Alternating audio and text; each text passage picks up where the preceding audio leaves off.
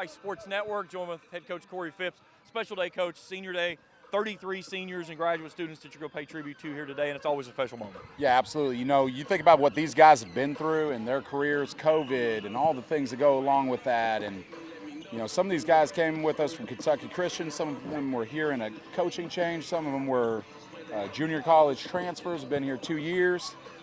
You know, it's hard not to get emotional to think about what these 32, 33 guys are going to do with their lives. You know, they're going to be great husbands and fathers. They're going to be, you know, just transformative individuals in their communities, and it's really hard not to get emotional. Beautiful afternoon for your final home game of the regular season. It's hard to believe here we are. Beautiful or hot? Well, that's the thing. When I left home, it was 60 degrees, cloudy, and it was comfortable. I can't be out here. Temperature's hot, but you kind of expect a hot afternoon. It's kind of what you've been playing in all season long. Yeah, absolutely. It's been a good weather season. I'll put it that way. We haven't had a rain game yet. Knock on wood, right? Let's talk about last week, a shootout with Bluefield, and you and I, we know how crazy things can get in Bluefield, and it's one of those you've got to bring your own energy. You guys got a big answer with Obi's pick six there toward the end of the ballgame to put it back to a 2-score lead. Absolutely. The fourth quarter was, I think, 45 points combined between both teams, conference records. So if you like old school Big 12, Mike Leach, Mike Gundy looking football, that was what it was. You know, it was like an old Oklahoma State, Texas Tech kind of deal. So we shaved some years off our lives as coaches, I'll put it that way. One thing that I found very impressive on the stat sheet there, you pitched a shutout in the third quarter, and that was so big, especially in the outcome of the football game. Yeah, we got after the defense at halftime and made some adjustments, but really just said, you got to play better. You know you can play better. You are better. And they came out and they did that. And, you know, sometimes, you know, my wife puts a foot in my butt to get me to be better. So, you know, that's kind of what we did. You look at your opponent today, point on paper, you are the superior opponent. You've got to take care of it between the white lines. Yeah, my deal is, you know, paper can be crumpled up and thrown in the trash real quick. They're a good football team. They're a great defensive football team, trying to find an offense identity. Trevor Zeiders, their head football coach, is a really good coach. And, you know, I think their staff's doing an outstanding job. And that's not coach talk. I'm a little nervous today. We're going to have to play well. They, on the back end, 9 interceptions on the season. They really get after it. They lock you up. It's going to try to disrupt what you like to do with going to the air first. It's not the DBs that cause that. It's the defensive line. They got the best D-line in the conference. Coach, good luck. We'll talk to you for the game. Thank you. Go Bears. Head coach Corey Phipps here in pregame. We'll continue our coverage on Countdown to Kickoff on the UPike Sports Network.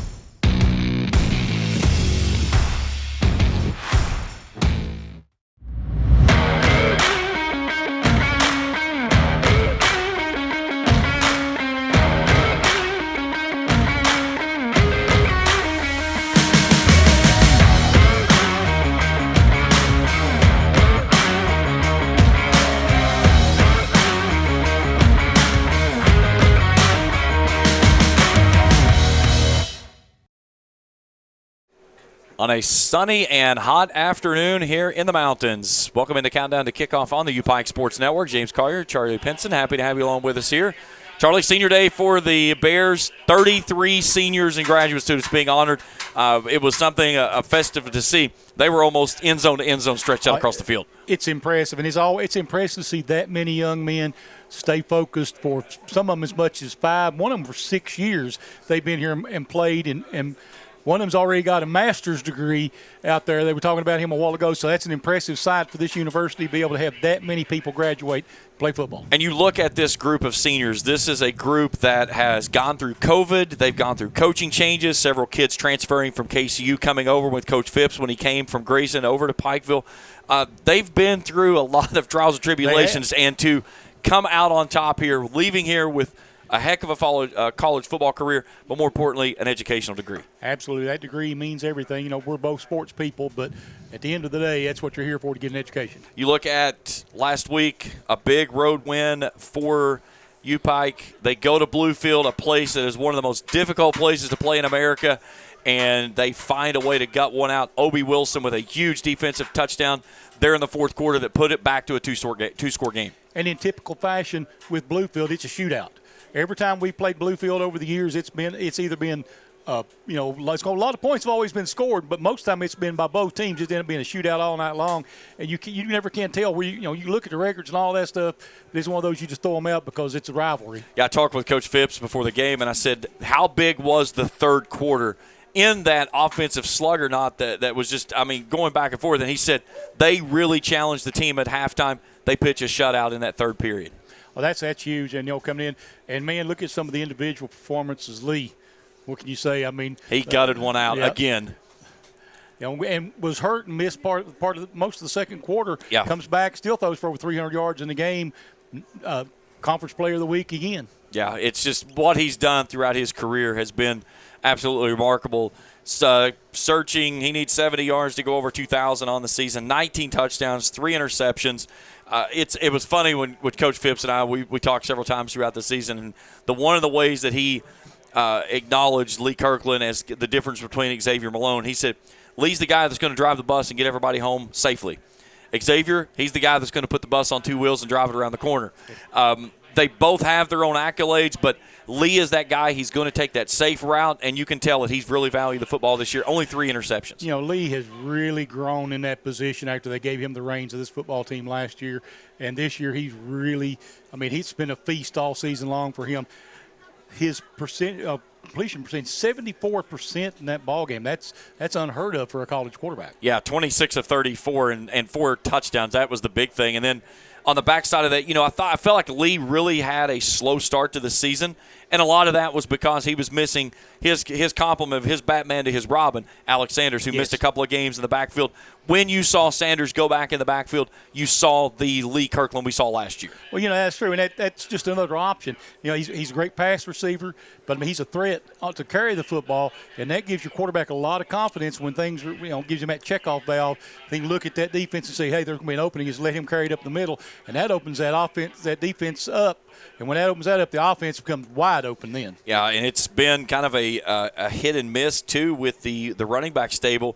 Sanders may not be totally on. Adrian Medeko's been there. Tyrese Christian's been there. It's been a little bit of everything that has been able to keep that running. Again, this is not a team that they run first. It's a pass-first team, averaging nearly 300 yards a game through the air with their 421 total offense. On the backside of that, with the receiving core, they've got weapons all the way across the field that they can throw to at any given time. And Headley, we don't want to forget about him. 6 PATs and a field goal. His 5th special team player of the they season. just might as well just engrave his name in the trophy each week and then make it a change if they have to. But you look at the receiving core. Derek Griffith, the graduate from Sacramento, has had a remarkable year, 4 touchdowns, leading the team with 569 yards. He had a big one from Kirkland for 86 whenever Kirkland broke the passing record here a few weeks ago against Union. He's really come into himself this year, and especially when they lost Diego Soto to an injury. He was out for about a month. That was when Griffith kind of really came to himself and stepped in and filled in that void. He did. Just so many weapons out there, and these injuries and these times off have just made that multiply because he's given a lot of experience to other players. And you got the original guy coming back, well, that gives you 2 more weapons than that. So when everybody's healthy, this offense is dangerous. Let's talk about the defense a little bit. Levi Evans, a redshirt freshman, what a season he has had, leading the team in tackles, 57, 4 for loss. Anthony Grant, Chuck Moore have been huge as well. Trayvon Barnett got a big interception here a couple of weeks ago. Jarquez Rust.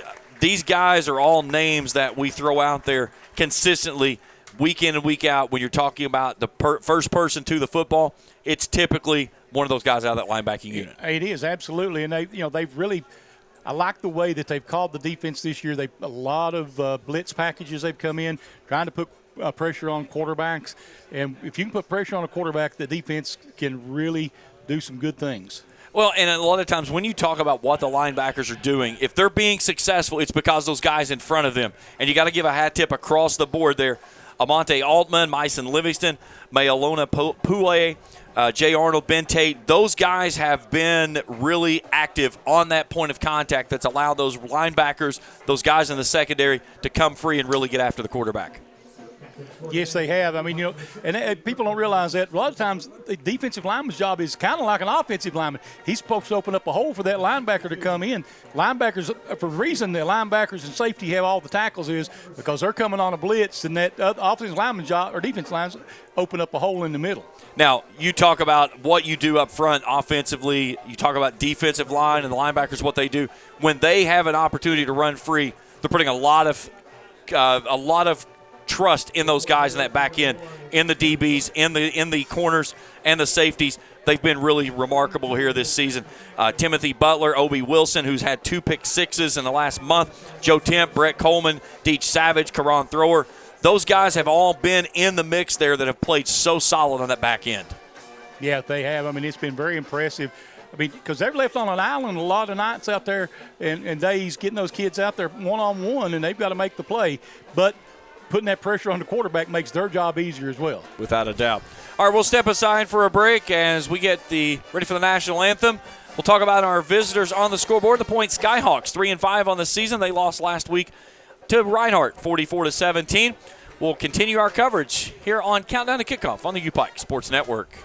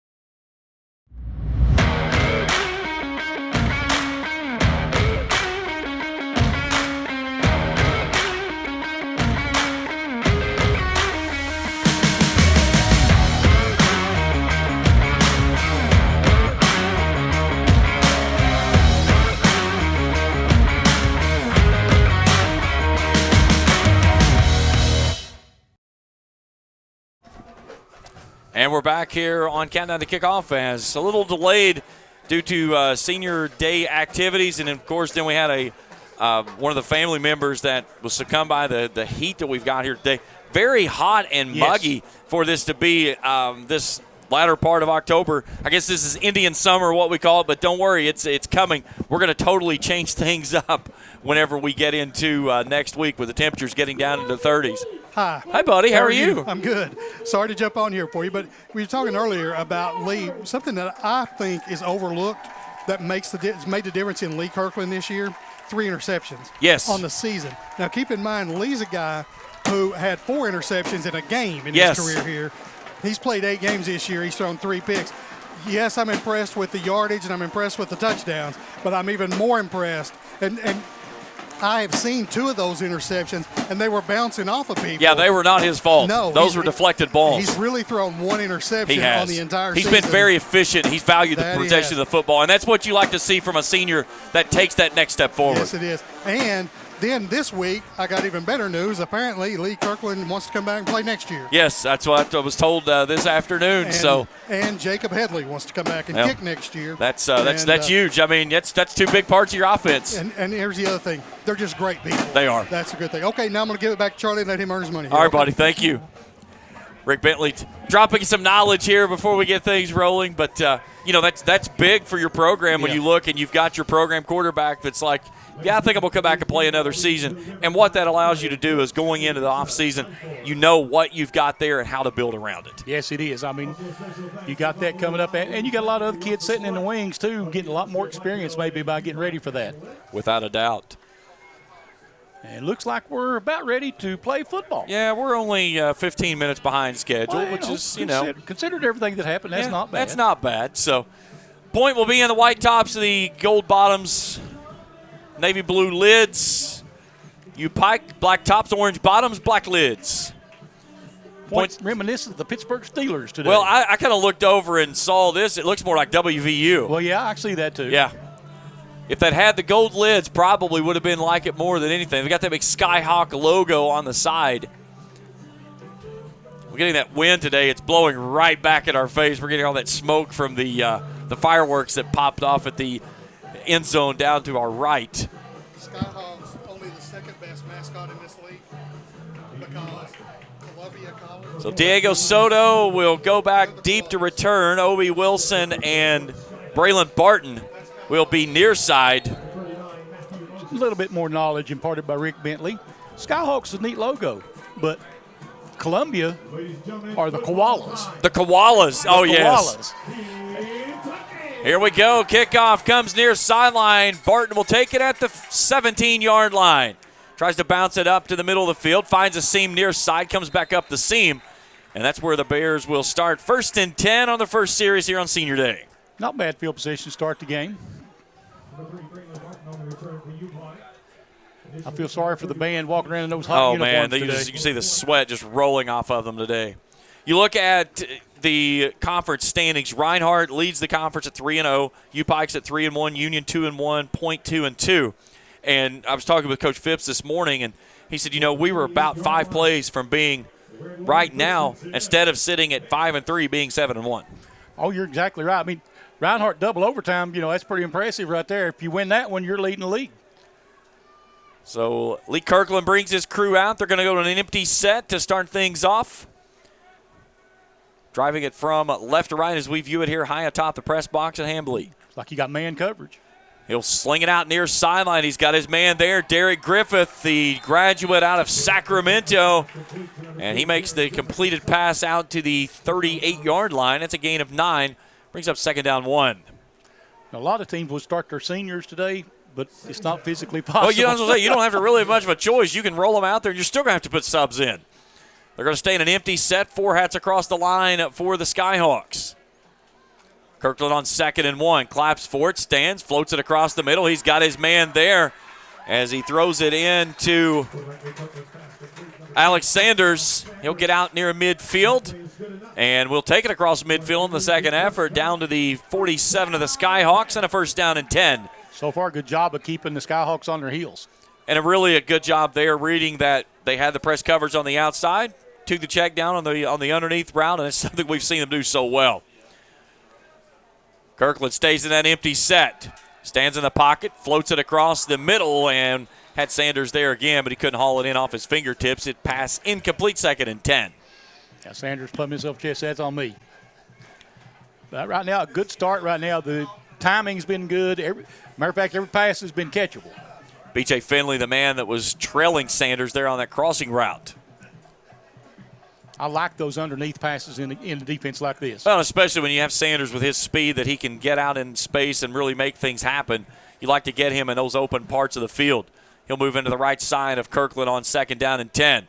The take, the handoff to Sanders. He'll dive off the left edge, and a second surge comes back inside, gets down to the 42-yard line. No, that didn't look like anything. That shows you the offensive line surge he had. He probably had a 2-yard, 3-yard line surge. Yeah. So make it 3rd down and 5. They need the 37 to move the sticks. 3 receivers wide right for Kirkland. Play action. Kirkland rolls it out, zips it out near sideline. He's got his man on the near side. That's Ben Henson who hauls it in and gets down to the 30 and moves the sticks for another Bears first down. Henson, 20 catches, 354 yards, 3 touchdowns on the season. Caught 2 passes last week for 44 yards, both of those touchdowns. Raylan Barton gave a good block there, too, to get him an extra couple of yards. They'll line it up, bunched up near side on the boundary right. Kirkland brings it out near side Barton. Barton on a little bubble screen, crosses the 25, gets tackled from behind as Jamarcus Snow, linebacker, 5'10", 210-pound senior, makes the stop from behind. But they'll get a gain of 9, make it 2nd and 1. End zone shot right here. Yeah, totally look at opportunity here to go deep if they want it. Kirkland, he's going to fire it back out near sideline. He goes back to Bartlett. A nice cut back inside. Hits the spin button there at the 15 and goes down to the 12. Or go with what's been working for you, too. Listen, you know, you've got to it's hard to not say this, but Charlie, but it's easy as 1, 2, 3. Yeah. That's what they've been lining up over here. They've got Soto now in the slot with Barton and Griffith. 1st and 10 for the Bears from the 12 of the Skyhawks. A high snap. Kirkland rifles it out near sideline as he pulled the little RPO action there. Was looking for Barton. It's incomplete. Make it 2nd and 10.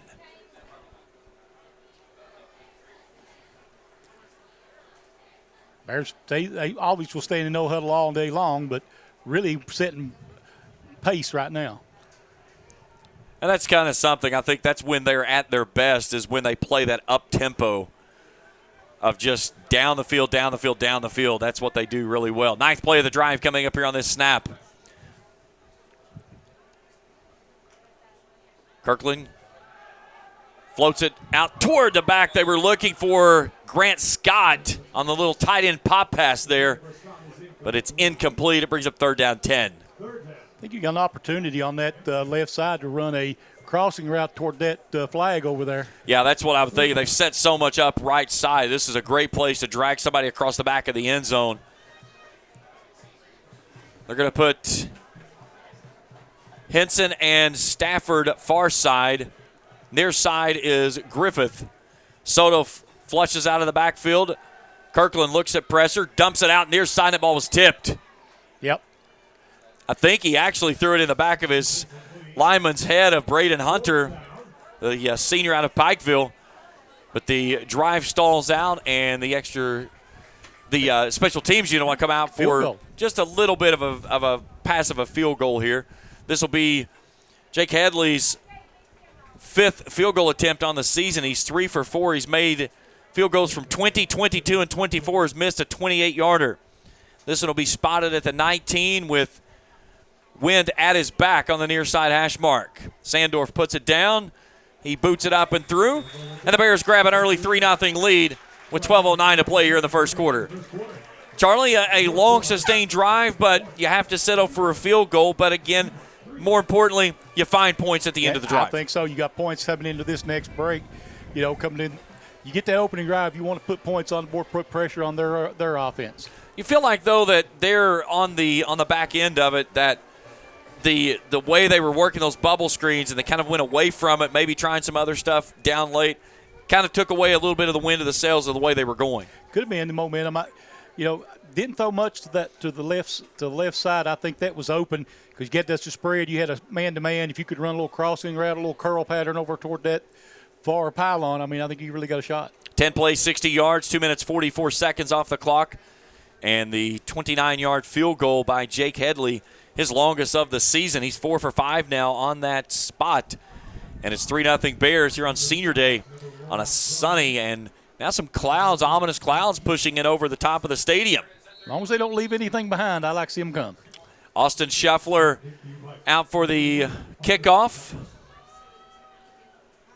Back deep to return is Emory Bryant far side, and on the near side is Kareem Key. They'll take it toward Bryant. He'll backpedal and take it at the 4.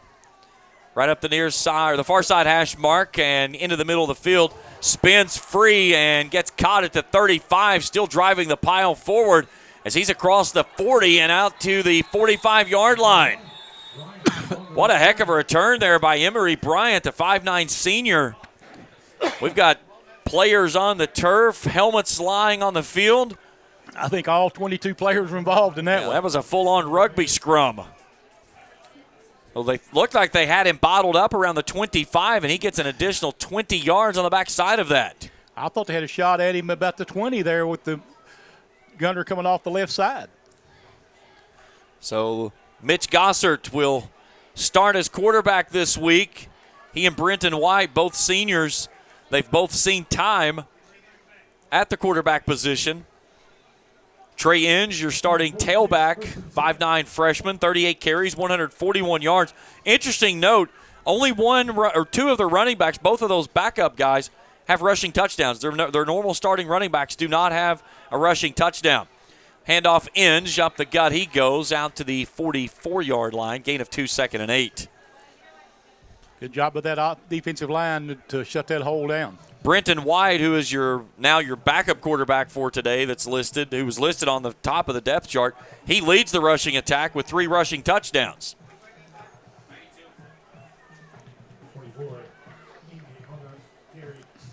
Pistol look this time. Bears showing a blitz off the edge. And coming in untouched, there was Trayvon Barnett, the senior from Johns Creek, Georgia. As he makes the stop for no gain, it's 3rd and long.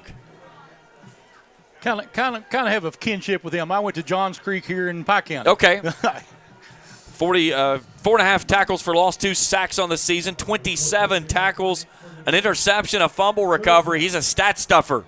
He's done a little bit of everything. Sun peaks behind that cloud right now. He could stay right there for the rest of the game. Yes, it'd be nice.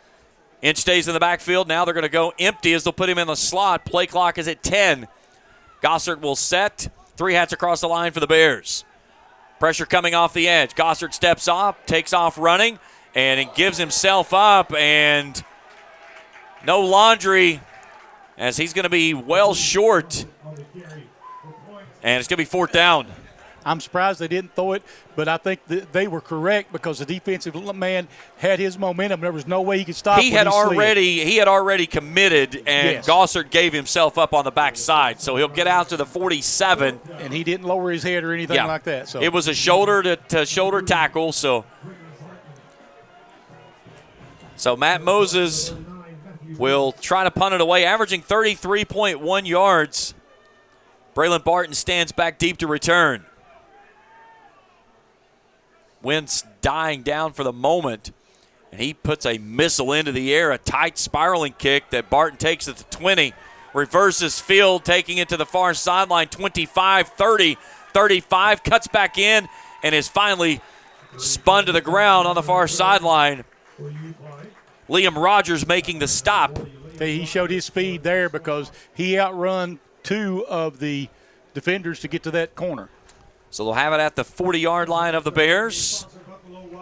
So a good stop there to get off the field with a 3 and out. And now let's see if the Bears can add to the 3-0 lead with 9:41 to play here in the opening period. And I think this is a pass play here that we see Kirkland go downfield. I think you got an opportunity for that. You're right. You know, they like it when they have a lot of open space in front of them. That's when they really can take those big home run balls. They're going to start with Griffith and Soto near side. You got the speed to do it with there. Sanders stays in the backfield. He'll go into the left pocket of Kirkland on 1st and 10. They'll take it. They'll fake it. Kirkland keeps it himself, comes back inside, lowers the shoulder, and drives the pile across the 50 down to the 47. 6'6", 255. That wins a lot of battles in the game of football. I don't care what position you're playing. You're exactly right, and really good fake on the handoff too. Nobody saw that coming. His RPO today has been really on point.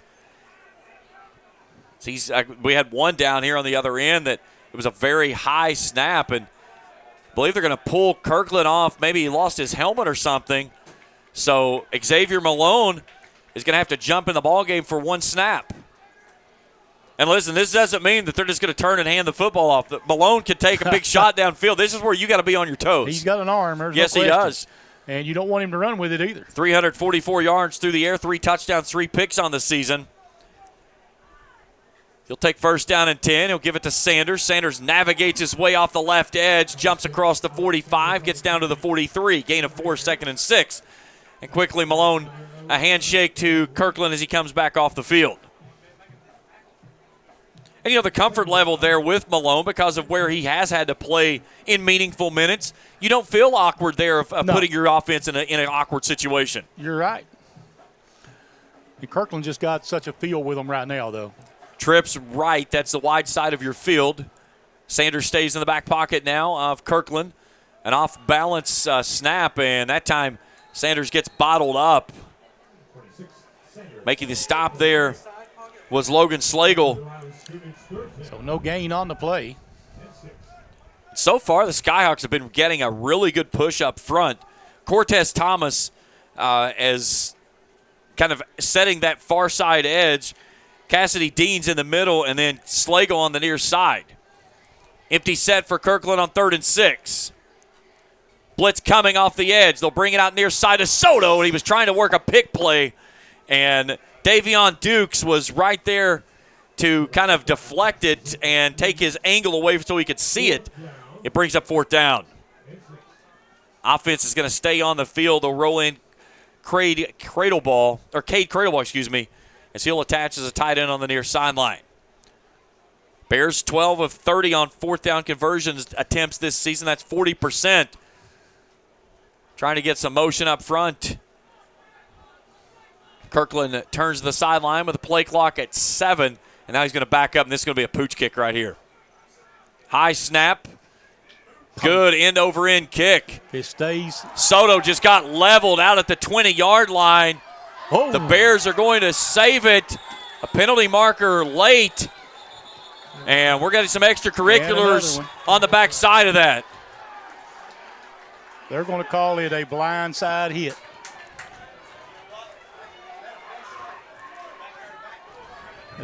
That official, I don't know.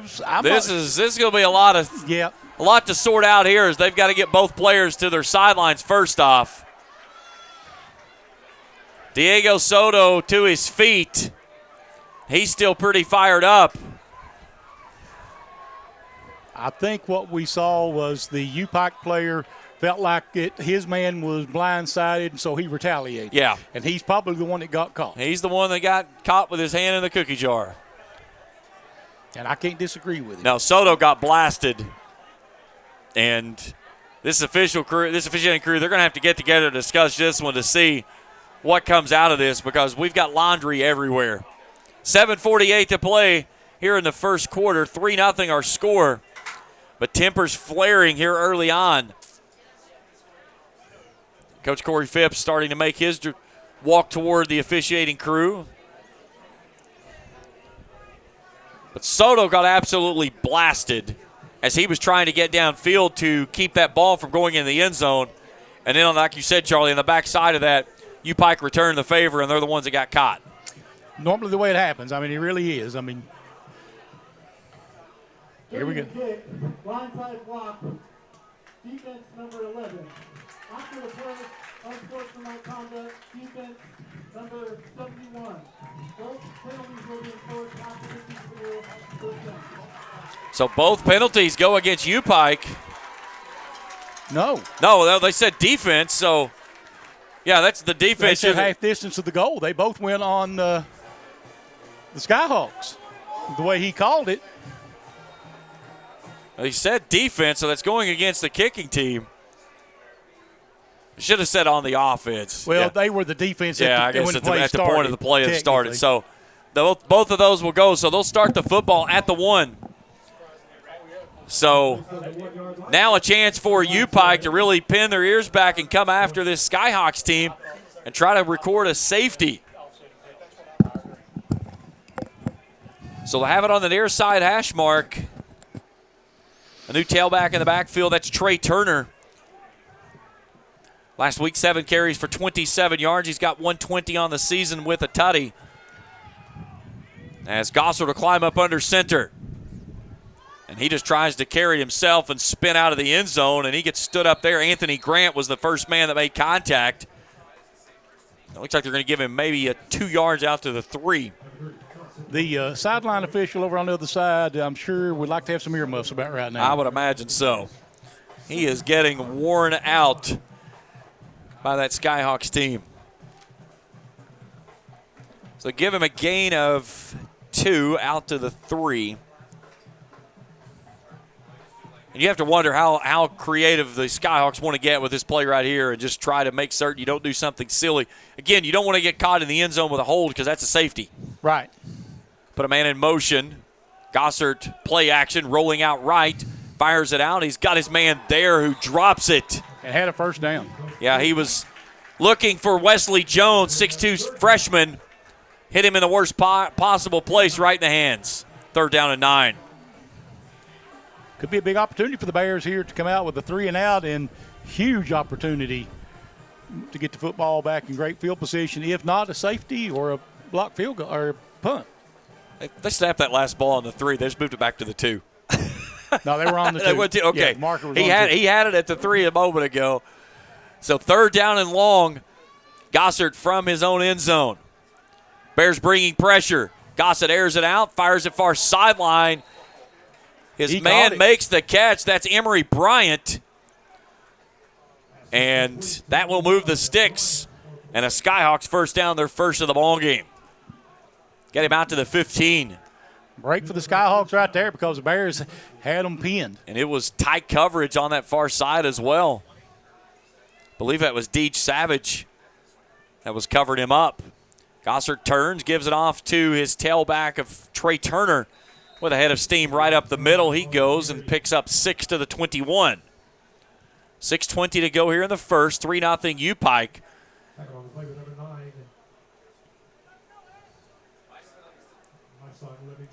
See what they're going to come up with. I don't know if he's happy with what he's getting a call from the sideline or not. Let's see. He's going to go an empty set here. Yep. 3 receivers wide left. He takes Turner out to the right. He'll put him in motion. Gossard on 2nd and 4. Brings it near sideline. A low throw to Kareem Key.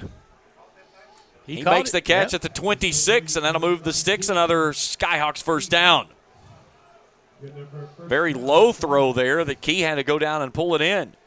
He was lucky to get that one before it hit the ground. Yeah, he second on the team in receptions and yards, 19 and 301. Bryant leads the way with 35 for 666 and 7 touchdowns. Play action. Gossard rolls out, sets his feet, floats a wounded duck down the center, and running under it and making a diving catch is Emory Bryant. That's the man we were talking about there, the leading receiver for this team. Well, that was all him because that was not a very good throw. No, that was a wounded duck all the way down. So 3 consecutive first downs for the Skyhawks, and they take it all the way down to the 33 of the Bears. Big shift in momentum here.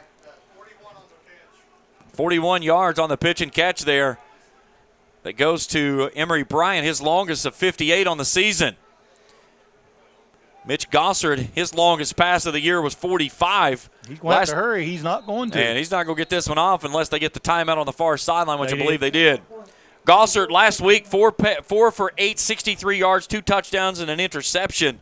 And the senior rolling in here today and just letting it air out. And, again, you get those plays out of your own end zone, and some silly things can happen. And he just happened to get a really good ball into his receiver, who made a great catch to move that ball on 3rd down and long. I was thinking it was almost had a chance to be intercepted there. Both of them were going hard for the football. So it was interesting that it came way. A couple of things been kind of could have went either way.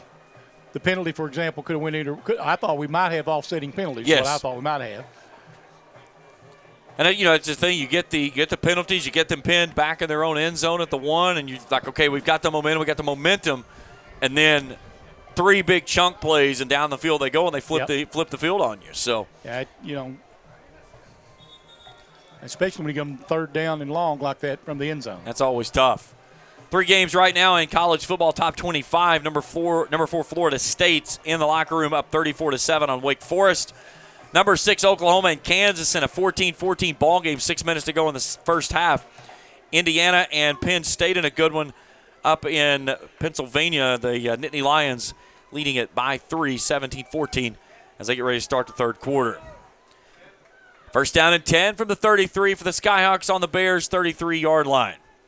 Gossert turns, gives it off to Turner. Turner makes a cut, comes outside, and he gets spun to the ground there as Poulet got him off the edge and makes the stop. You can give him a yard, but that's maybe. Yeah, that was just from the spin move downwards. So make it 2nd and 9. Now they'll move it forward another yard, make it 2nd and 8 up to the 31. Long sustained drive here for the visiting Skyhawks that started all the way back on their 1-yard line. Gossert puts a man in motion. He'll bark for it on 2nd down. Looking far side, he's got his man there as Wesley Jones hauls it inside the 20. Got in that seam between the 2 defensive backs and just sat down and got a good catch. Javon Shepard there on the stop. And another first down for the Skyhawks as they've got it down inside the Bears' 20 at the 18.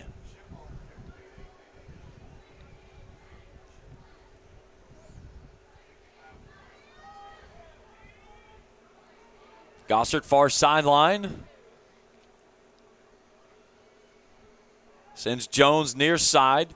Handoff Turner. He'll angle left, trying to squirt free as Jay Arnold met him off the edge and held him down after he tried to slip out. He'll get 3 on the carry, make it 2nd and 7.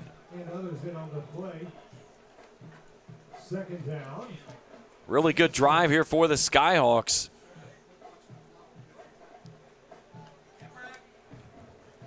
Right between the hashes on this upcoming snap. Be the 10th play of the drive. Traveled 84 yards already. They've got to go 99 to get pay dirt. They had their back heels in their end zone to start this drive. Gossert wants to throw. Looks to the far sideline. Back shoulder fade, and is it caught? It is. Touchdown. Emory Bryant hauls it in on the far sideline. His 8th touchdown of the season. And Point takes the lead at 6-3 with 2:16 to go in the first. If there was a replay, I'd like to see that. Yes, he made the catch, but I'm not sure he crossed the goal line. The ball was outside the pile. He did. The ball didn't cross the goal line. Yeah. My understanding, the ball has to cross the goal line. Am I correct? Unless he made contact with the pylon as he was going down. I think at that point it creates the breaking of the plane. Again, it's those subjective calls that you get like that you always question. Moses with the extra point. Chips that one up and through. And a 10-play, 99-yard drive, 5 minutes, 32 seconds. Gives Point a 7-3 lead with 2:16 to play in the first. Back after this on the UPike Sports Network.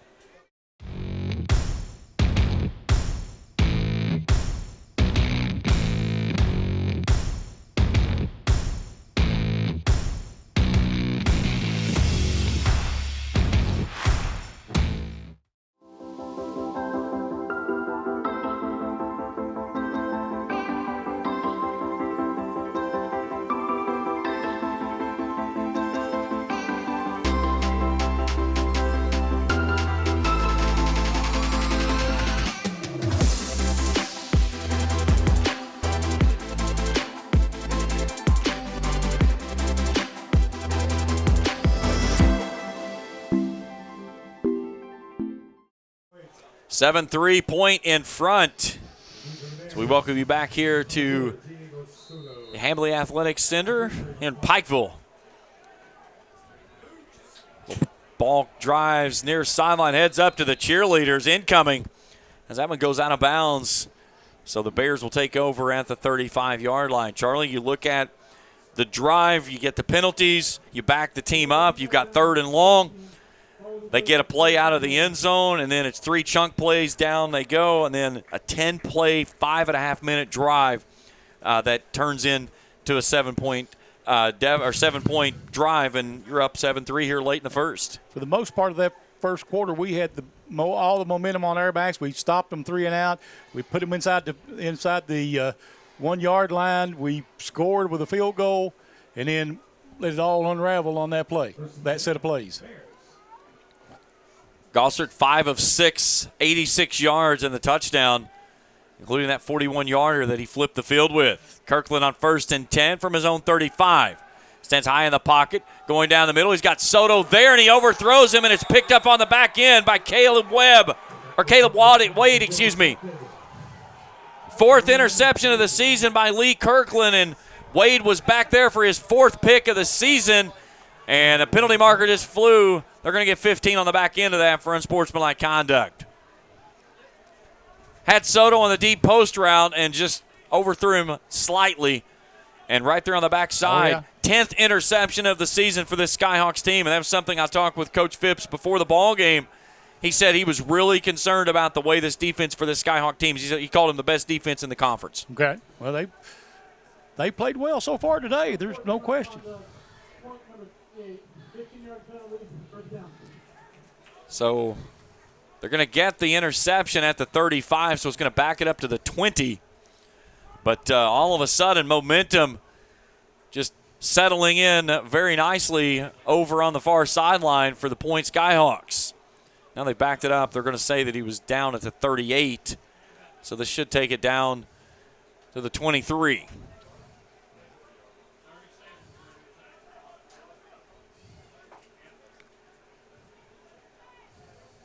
So they'll say he started from the 37. Okay. So put him at the 22. So this 3-5 Skyhawks team trying to put a ruffle in the feather of U-Pike and their bid for a back-to-back winning season for the first time since back in 04 and 05.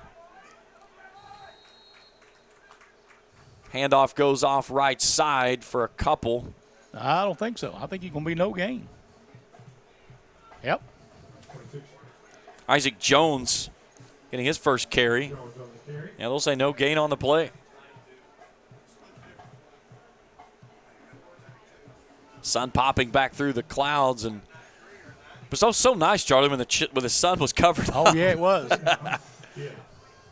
Jones stays in the backfield with Gossert. 2nd down and 10. Gossert wants to throw. Airs it out near sideline. What a catch.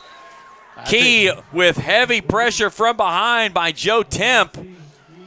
And also there was Timothy Butler, but he hauls it in double coverage and moves the sticks for another first down for the Skyhawks. I don't know how he got the ball in there. How'd you be looking, coach? You're going, no, all right. Yes. That was all kinds of danger, and all of a sudden it turned into a really good outcome.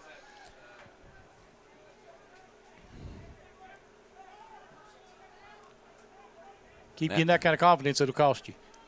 Without a doubt. 6th first down of the ballgame for the Skyhawks as we're inside of a minute to go. Play clock's at 2.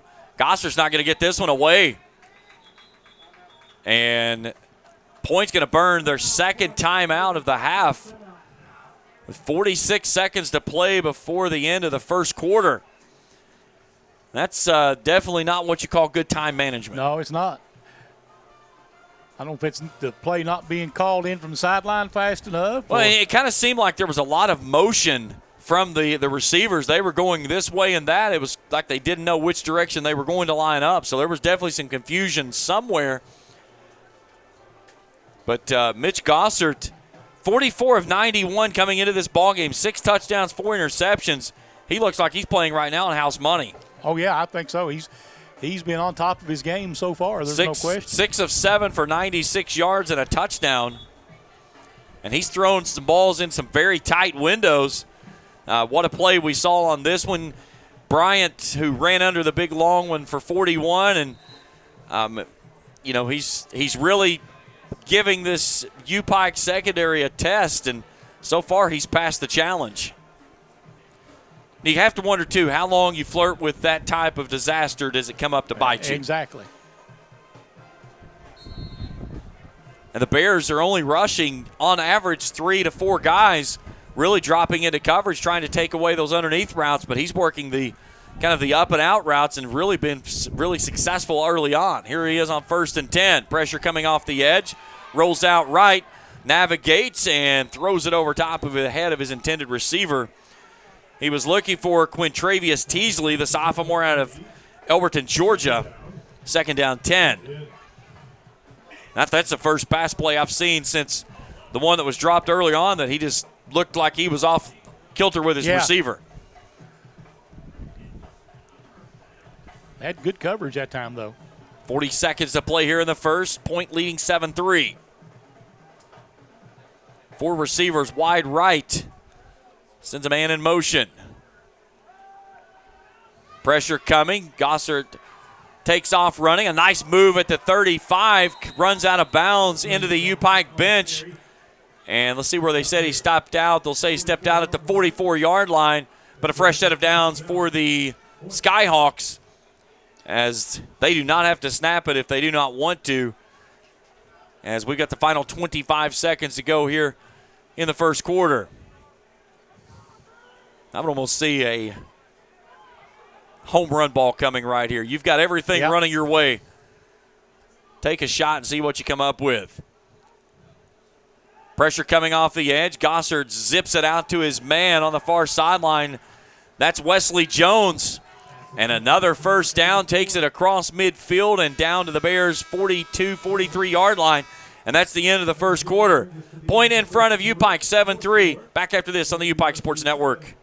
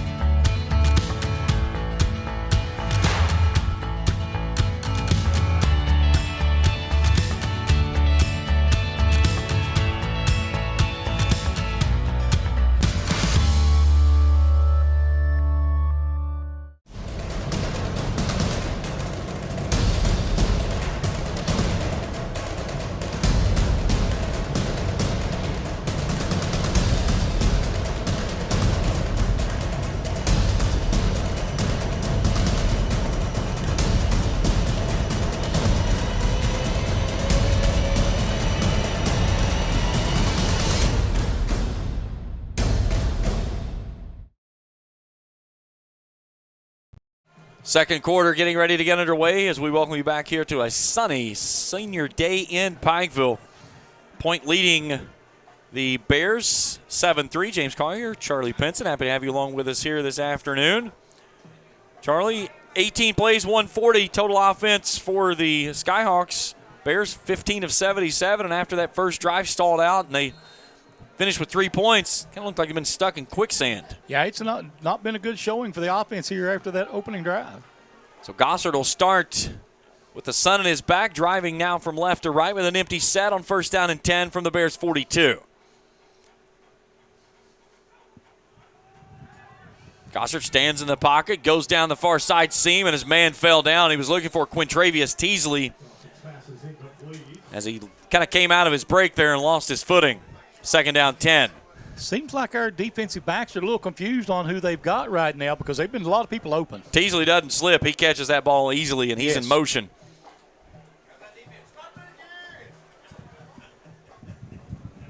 Mitch Gossard has been solid here in the start on the road. He's going to stay in an empty set here on 2nd and 10. Motion man comes back. Gossard surveys, pumps, airs it out. That's a wounded duck, and that one's an interception. Broke loose. Timothy Butler runs underneath it, He's got a head of steam out across the 35 he goes, and the graduate from Plantation, Florida, gets his second interception of the season. Emory Bryant showed some speed to come up behind him and knock him down. So Timothy Butler gets the pick. We've got a penalty marker back on the field at the 24-yard line, though. You got to think that one's probably going to take. Good, yeah. That's typically in the position of an illegal block in the back that's going to bring back the big return. For the moment, out to the 49-yard line. Blindside block. Defense, number 18. Over 15 yards from the Florida foul. First down. So I will say this, Charlie. This is our 5th game we've called this season here. I have not seen a blindside block called all season long. We've had 2 here in the first 15 minutes and change. Yep, you're exactly right. And the crazy thing, I saw one in a high school game last night. Oh, did you? Yeah. I said, I didn't know that the officials knew the signal for it. They came up and did that. I was like, oh, my God, they just called a blindside block. It's the first time all season I've seen it.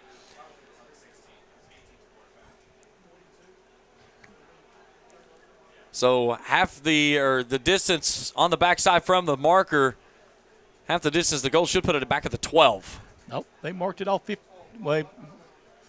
full 15, didn't they? If it's at the 24, should be half the distance of the goal. Okay. Should be. We'll see. We finally get a football on the field, and let's see where our umpire is going to place it. And he will place it at the 12-yard line. Okay. Yeah, once you get inside the 30, it's supposed to be half the distance to go. Yeah. And again, we say supposed to because you've not been around football long enough. we know sometimes crazy things happen. So can the defense get a big spark here and let the offense get after things? Down 7-3 here with 19 seconds gone in the second period. Kirkland and Sanders will start in the backfield. 3 receivers left, 1 right. Handoff Sanders, a nice little 2-step in the hole as he'll cut upfield and get to the 16 on a gain of 4. That's something with Sanders he does so well. He's so shifty. Yeah, he can turn on a dime and make that hole, yeah. Out of Hazelhurst, Georgia, pride of Jeff Davis High School. Just what a storied career he's had here. Quick out near sideline as they get that one out to DeAndre Stafford, senior out of Opelika, Florida. Miami Carroll, 5 touchdowns on the season, had 4 catches for 73 yards last week in the win over Bluefield in that shootout up in the mountains of West Virginia. Almost heaven. Not quite there yet. Not there. Kirkland keeps it himself, comes off the near sideline and gets out near the 25. And look, they'll mark him at the 24. So a gain of 1. Now they will give him the 25. They got a nope. Now they back it up. He started to go to the 25, and then he had the 24, the 25 straddled. So a gain of 1, 2nd and 9. All these dots on the field, you think that you could find something to make consistency, and it just never seems to work. Kirkland pumps, looks, floats it to Diego in stride. Nobody's catching him. He's hungry with reservations for 6. 76 yards to the house. Diego Soto's 4th touchdown of the season, and the Bears take the lead. It's 9-7. Now that's what you like to see. That's the way to get momentum back on your team's. And that was the same pass play that the interception occurred on. Yes. That was a deep post route. That time he kept it lower, allowed Soto to haul it in and get in stride. And Soto, 76 yards in the house, his largest touchdown of the season. And the Bears with a big answer there on the backside of the Timothy Butler interception. So Headley out for the extra point attempt to make it a 3-point lead. Low driving kick, and that one's through. Headley, 37 of 39. That's consistency. And Charlie, you mentioned it in the pregame. 5 weeks of the 8 that we've played this season, he's been Special Teams Player of the Week, and there's a big reason for that. That's it right there, accuracy. So when you look at it as the grand scheme of things, when it seemed like everything just was kind of dragged down and wasn't going your way, You get a big defensive stop, and you take it right down the field and you punch it in on a home run ball from Kirkland to Soto. 3 plays, 88 yards a minute, 3, you get the lead back. That's, what we see from this game, the 3 times they've played in the past, it's been high scoring and close. Yeah, never has gone anything under 30 points for either team. The first meeting was a 36-33 shootout. The second, 34-31. Both of those won by point. The last time these two teams hooked up was back in 18, a 38-31 win by U-Pike. So, points are usually not at a premium. Yeah. They're pretty much a commodity when these two teams have gotten together.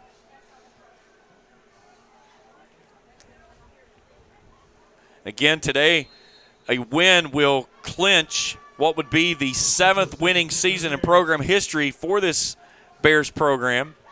Had only gone back-to-back once, back in 04 and 05, that they went 8-3 and 7-3, that they had back-to-back winning seasons. Back at the 12, a spin move, and the spin move was the help from U-Pike, as that was Tiernan Berry that spun him to the ground on the return there by Key.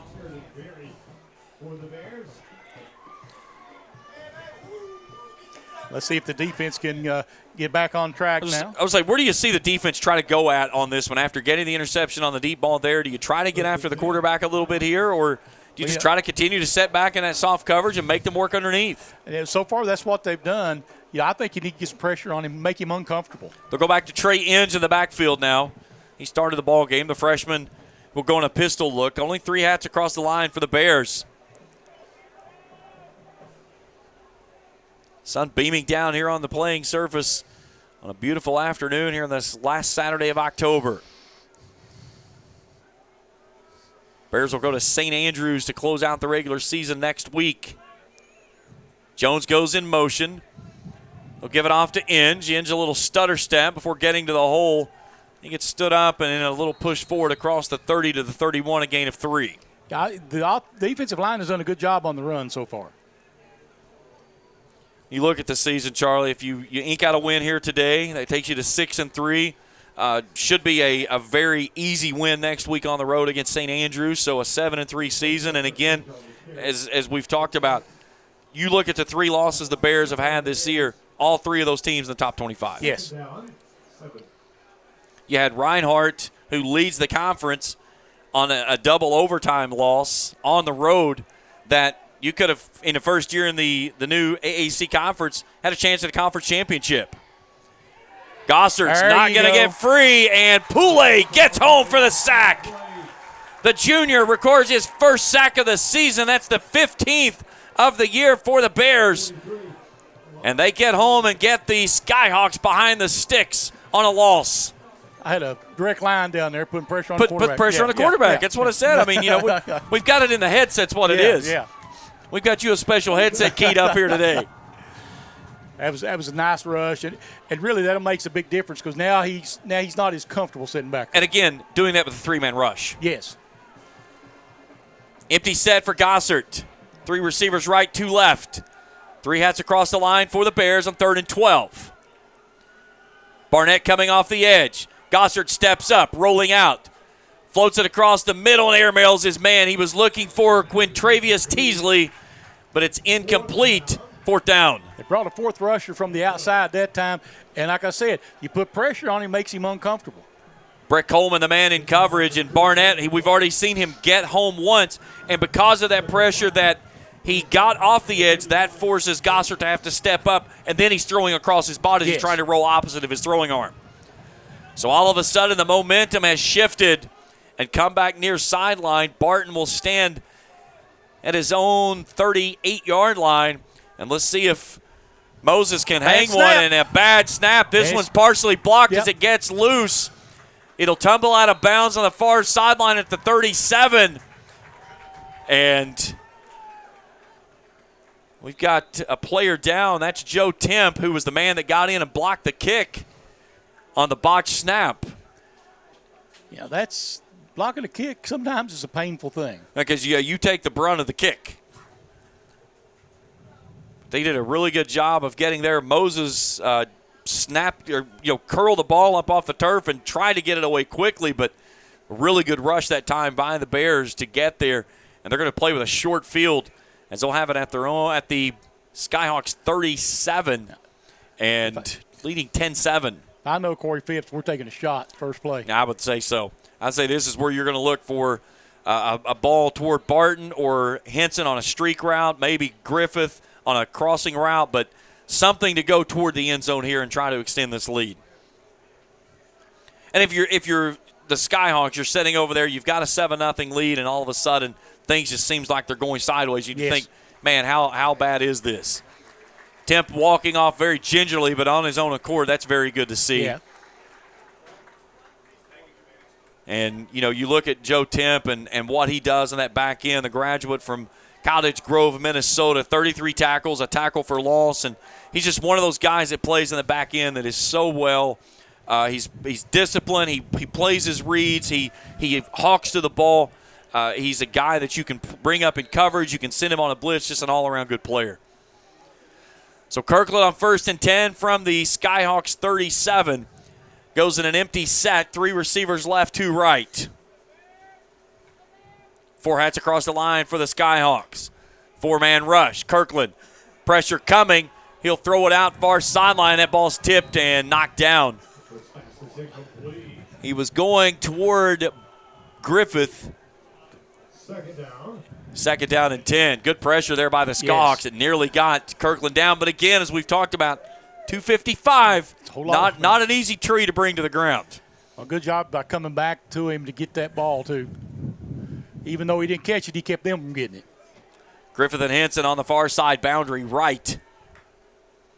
Kirkland swings it out to Sanders. Sanders looking for a crease, and he gets upended right in front of his bench. Flying underneath him there and making the stop was Kyjon Figs, sophomore from Grovertown, Georgia. So only a gain of 1 makes it 3rd and 9. Well, this is 4-down territory. Yeah, because you're kicking with the wind in your face, too. So you're going to have to get down probably around the 20 to even give yourself an opportunity at a field goal that would be somewhere around 37, 38 yards. No, check that, 47 yards. Pressure coming off the edge. Kirkland tries to fire that one out, and that ball's batted down. That was Thad Parson, defensive nose tackle, that knocked that one to the ground. 6'3", 330-pound inside lineman. It's 4th down and 9, 10:49 to play in the half. It's a big man. Yeah, they've got some meat in the interior there. James Bryant, 290. Parson, 330. Deans at 280. And Tumblin at 255. That's a lean 300. Yes.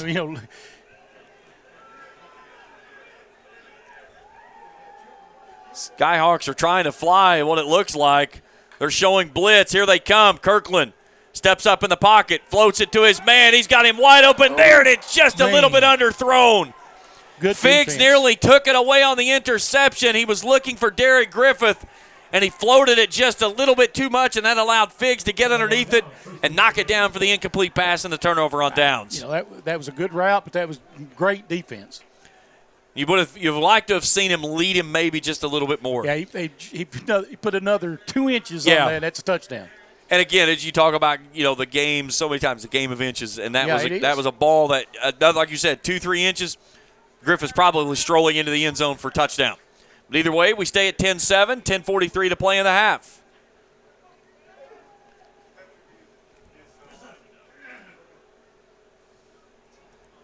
Trey Engel in the backfield in a pistol look. Gossert turns, gives it to Engel, sweeping left. And a big hit off that left edge as he gets to the outside.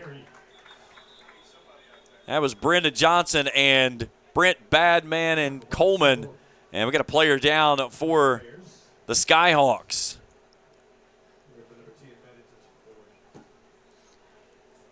Injury timeout, 10:33 to play in the half. Back after this on the UPike Sports Network.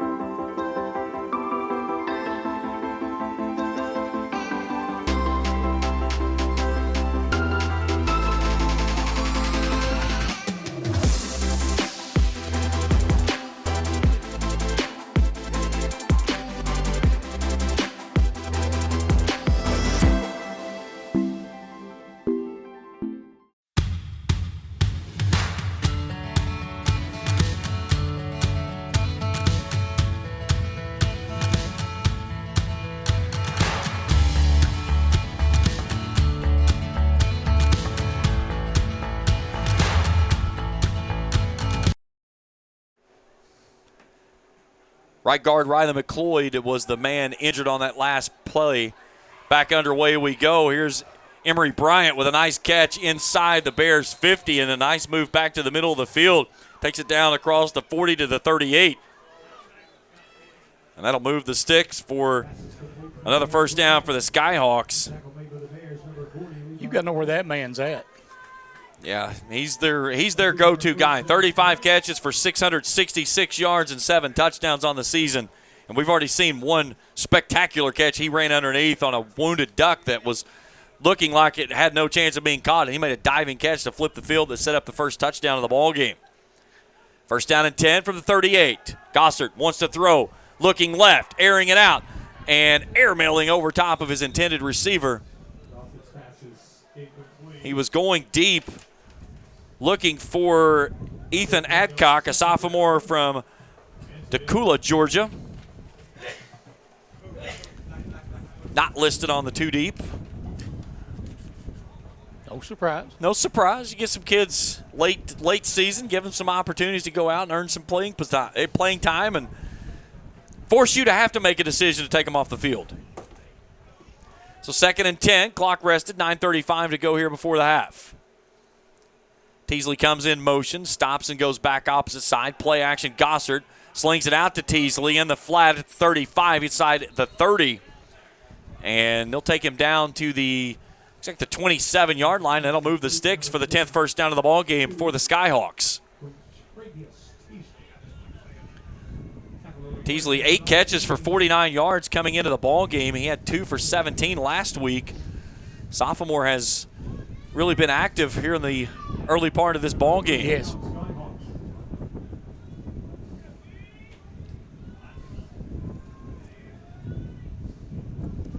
Wind firing up a little bit as some ominous clouds starting to build. Engel. Well, nice cut. Yeah, bounces it to the outside, gets the edge, and gets down to the 20-yard line on a gain of 7. They're going to give him the They may give him the 19. So make it a gain of 8. No, they will move it. They had it spotted at the 20, and then the official just grabbed the football and moved it down to the 19. Hash marks, who needs them? Yeah.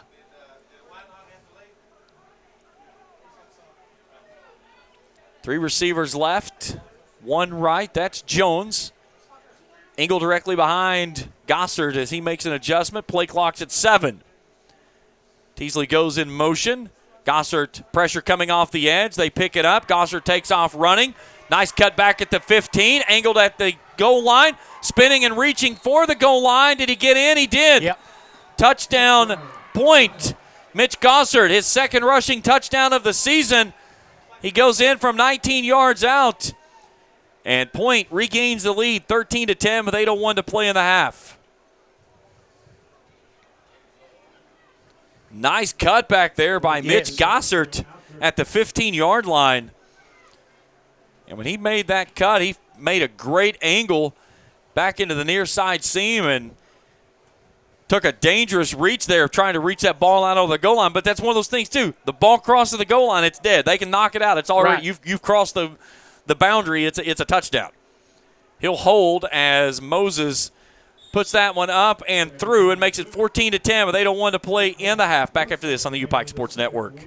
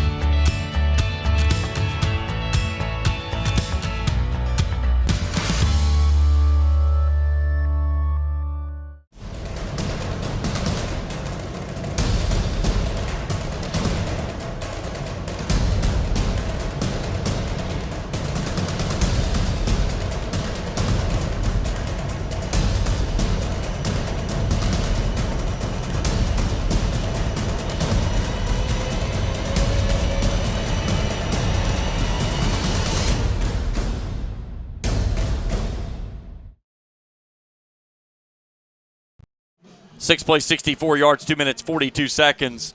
Mitch Gossard, his second rushing touchdown of the season, puts Point back in front, 14-10, 8:01 to play in the half.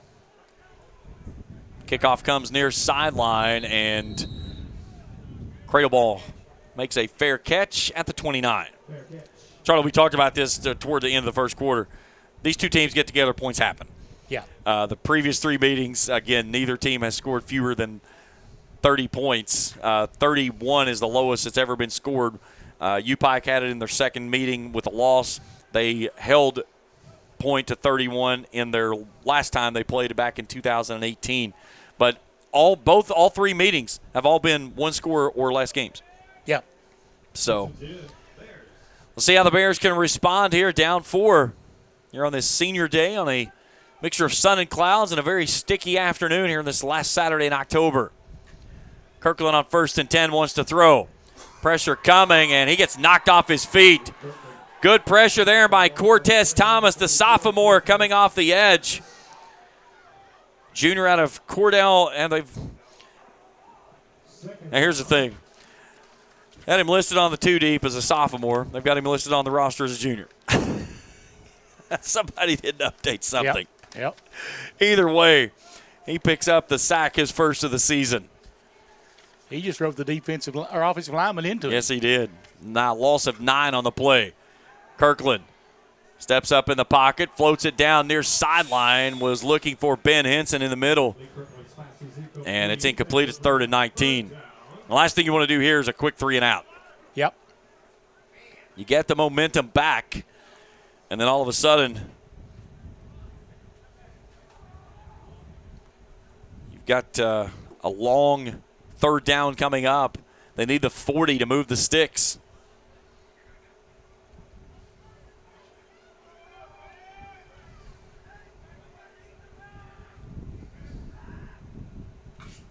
Skyhawks bringing the blitz. Kirkland hit as he throws, looking towards Soto, and that one's picked off.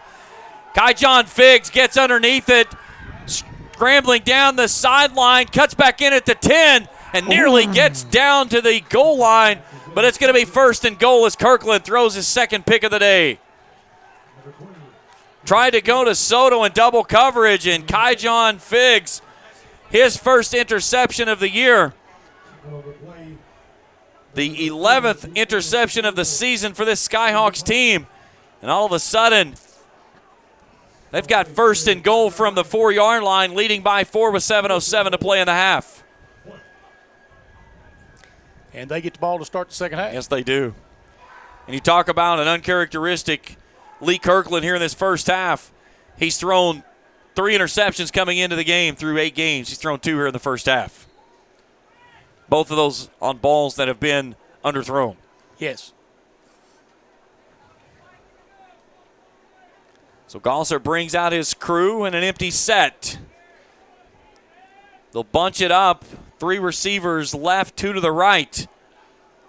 On 1st and goal from the 4. Quarterback draw. He's already got the 1 run on the last time they had it. Nope. He's looking. He's going to float it toward the back corner of the end zone and throws it well out of bounds. Obi Wilson, the man closest to it. He was looking for Key. 2nd down and goal. You look at some of the numbers again that you dig into the stat sheet to find. 2 that jumps off to me here. Bears 1 of 5 on 3rd down conversions. Point has had the football for 15 minutes and 21 seconds. And again, that's been one of the bugaboos of this team this season is time of possession. Right. They've been averaging their opponents having the football for over 35.5 minutes. 2nd and goal. Inge starts in a pistol behind Gossard. Gossard bootlegs out, looks to the back of the end zone. Again, they were trying to go to Key. Wilson was there in coverage. It was well out of bounds. 3rd and goal. Charlie, how big is holding them to a field goal attempt here? Oh, this is huge right now. You know, that keeps it to a 1-score ball game. We absolutely need to do that, at all costs here. And we've seen this a couple times this season where the offense just doesn't look like it's hitting on all cylinders, and the defense has done just enough to keep them in the ball game, and then all of a sudden second half comes and the offense shows up. Yeah, that's what we want to see tonight, this afternoon. 6:56 to play in the half. Point trying to add to its 4-point lead. on the 3rd and goal from the 4. Gossard starts in the empty set again. Looking right, throwing right, going to the back of the end zone. He was going for Teasley, and he drops it. Yeah. Anthony Grant was there on coverage. So 3 plays from the 4. They throw it all 3 times, and 3 incomplete passes and an opportunity of a field goal coming up for Matt Moses, who's 5 of 9 on the season. Defense did exactly what they needed to do for you there. Yeah, bend, don't break. So from the far side hash mark at the 11, so basically a chip shot here of 21 yards. Gossard will set it down. And that ball gets in. That makes it 17-10 with 6:52 to play in the half. Back after this on the UPike Sports Network.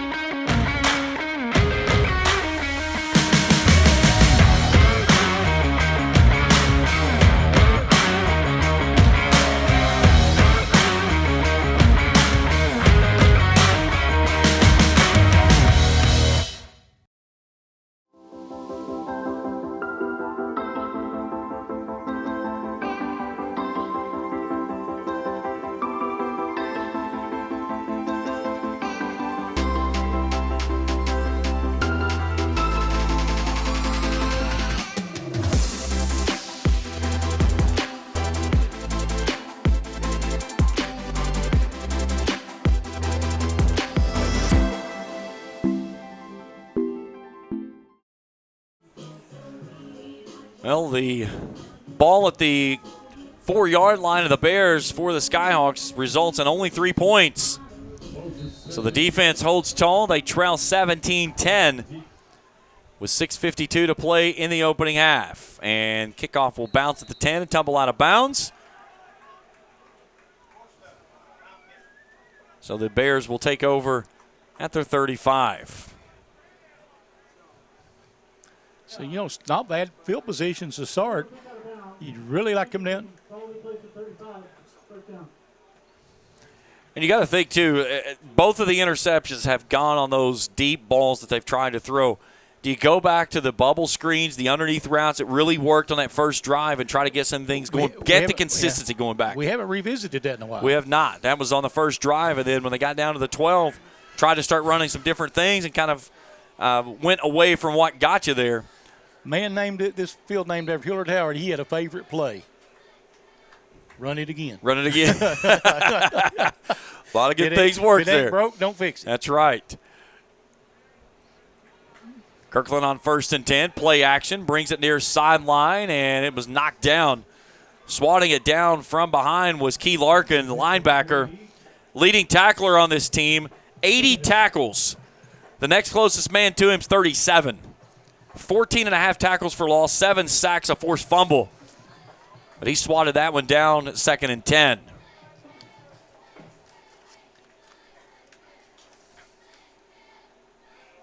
Handoff Sanders, and he gets wrestled to the ground off the far side edge, and he's going to lose a yard. He brought 5 up on the line that time and really got a good surge, and all of a sudden, UPike's offense is stuck in molasses in Alaska. Yeah. Very sluggish and going nowhere quickly. Twin set for Kirkland on 3rd and 11. 6:20 to go in the half. Blitz coming. Kirkland rolling out, and he's going to get taken down as Jared Posey came untouched through the middle and brings Kirkland down for the 2nd sack of the ball game. And that was less than about 27 seconds, and it's a 3 and out. Yep. And now, more importantly, you've got the football back to the Skyhawks, who get the ball to start the second half. Now, one of the things we pointed out back in the first quarter, they burned 2 timeouts in that first quarter of play. Now, those are going to be costly going down the stretch here if they need those to try to milk out an opportunity for a 2-for-1 scoring in the end of the first half. Good kick. Man, that's some height. Drives the returner all the way back to the 26. And that was Emory Bryant, who gets a big pop on the far sideline.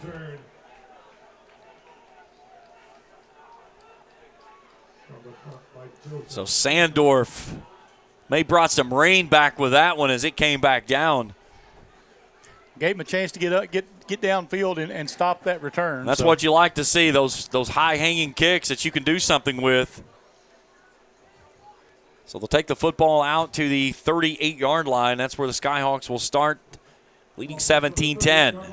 First and 10, Skyhawks.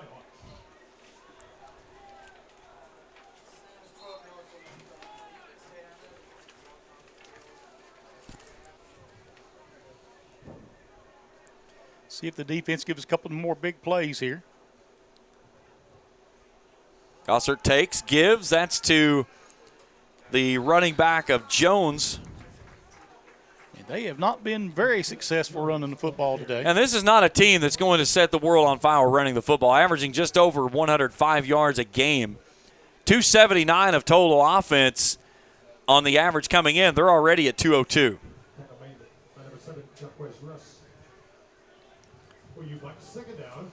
No gain on the play, 2nd and 10. Jones stays in the backfield, 3 receivers wide right for Gossert. Bears send 3. Gossert stands in the pocket, now takes off. And Jay Arnold reaches out and makes the stop. Let's see if they're going to take him to the 42 or the 43. They're going to put him at the 42-yard line. So gain of 4, 3rd and 6. 1 of 4 on third down conversions are the Skyhawks here this afternoon, converting on an average of 32% on the season.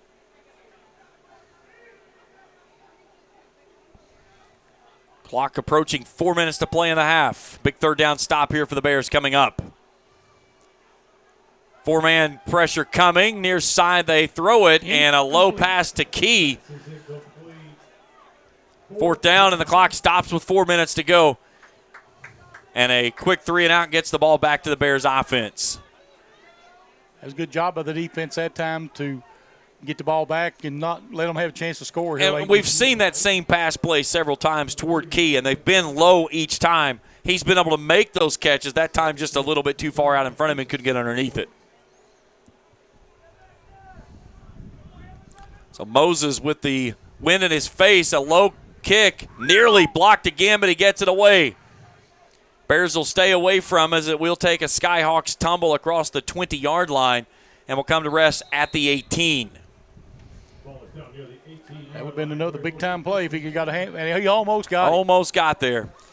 But you can't sell out on that because you get the penalty. Oh, yeah, it's one of those, if you for certain cannot get there, you got to stay away from it. You see so many times that taking those gambled risks that just doesn't pay off very often. Yeah, you're in this ball game. You're only down 1 score, so don't do anything stupid. So the Bears would certainly like to take their final 350 off the clock, but again, that's just not the way this team's is not set up. They could put 2 drives together in 350. Yeah. Kirkland in an empty set puts his man in deep motion. They'll swing it out to Sanders on that far sideline. 15-20, makes a nice dance move at the 25. Looks like they're going to say step down just shy of the 25 of the 23. So a gain of 5 makes it 2nd down 5. 2nd down and 5. That's something that we haven't seen a lot in the offense over the recent weeks, is that swing route that saw so much last year between Kirkland and Sanders. They'll bring it back out to him again this sideline. Little stutter step there at the 25 and then is wrestled out of bounds into his bench after getting out to the 30. That'll move the sticks. 7th first down of the ball game for the Bears, who are averaging 24 a contest. You can get 5 yards of the pop, take it, and go. Yeah, coming into this series, they were averaging just over 5 a play. So from the 31,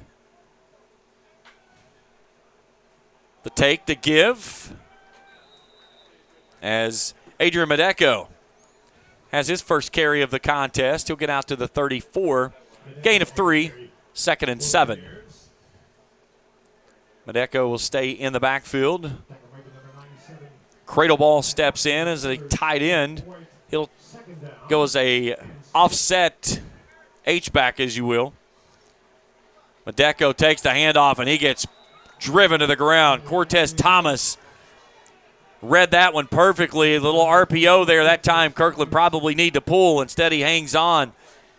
No gain on the play. Back to the original line of scrimmage it goes. Makes it third down. Now actually they're going to put it at the 32, so third down and 9 on the loss of 2. Third down. Cortez Thomas, a man we've called several times in this first half defensively. Skyhawks have done a really good job of getting pressure, usually only sending 4. Free play coming up for Kirkland. He'll throw it across the middle, and it was nearly picked off, and we're going to get a penalty on the back end of it as well. They get a pass interference play. Yeah, they're going to get pass interference there as they were looking for Amari Hardwick. But you're going to get – you got the free play from the neutral zone infraction, and then the pass interference call out near the 44. Now they've moved the flag back to the 42. So now they've got to decide how they want to set this up. Offside. Defense number 97. Alternative time. Pass interference. Defense number 7. Ball replaces the follow. So they get the pass interference call on Roman Jones, senior safety.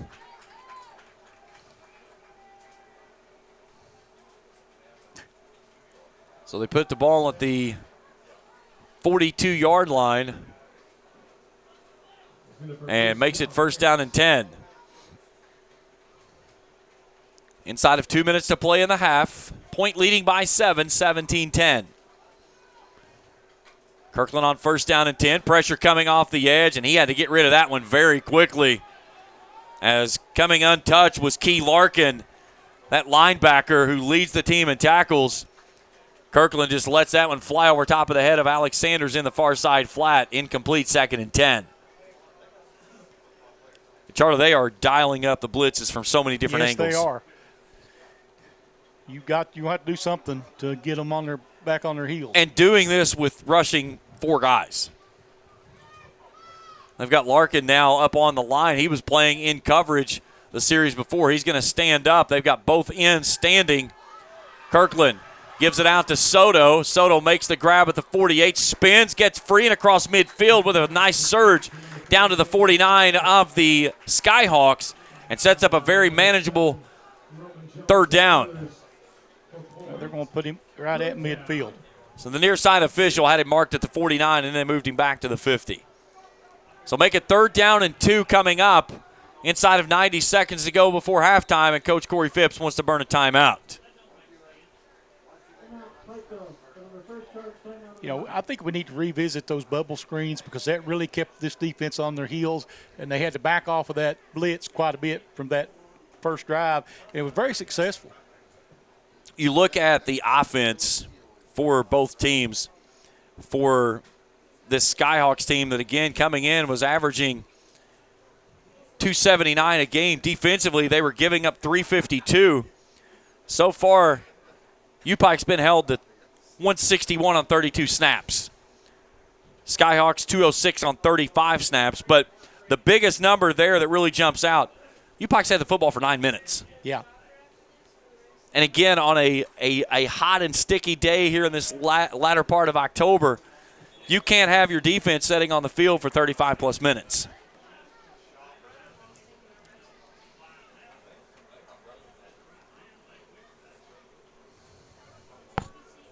So third down and 2, 1:23 to go before halftime. Here on this senior day here in Pikeville. Skyhawks showing pressure off the edge. They've got guys moving all over the place. Play clock's at 12 as Kirkland looks to the sideline for the call. 3 receivers left, 1 right. Play clock down to 5. Here comes the blitz. Kirkland delivers and has it swatted down. Key Larkin got the hand on it again and knocked it down. It's 4th down. It's at the second or third ball that we've seen knocked down here this afternoon, Charlie. I still think you should come back to the overloaded side of the receivers. And right now they're just going cover 0. It's just basically they're sending one more man than you've got there to cover. And they're not press covering those receivers, though, so I think the little bubble screen would work. Kirkland is going to little pooch kick this one away as it takes a wobble to the 20 and then comes the rest at the 21. So Point's going to get the football back from their own 21-yard line with 1 minute and 11 seconds to go and 1 timeout remaining. Need a good defensive stand right here. Surely don't want them to go with a score and take it into halftime. And again, an opportunity here for a 2-for-1, but this is sometimes where you see players that maybe not used to being in this situation try to press a little too much, and then you throw an errant pass, and it turns into an interception going the other direction. Possibility, too. Yeah, love to see that.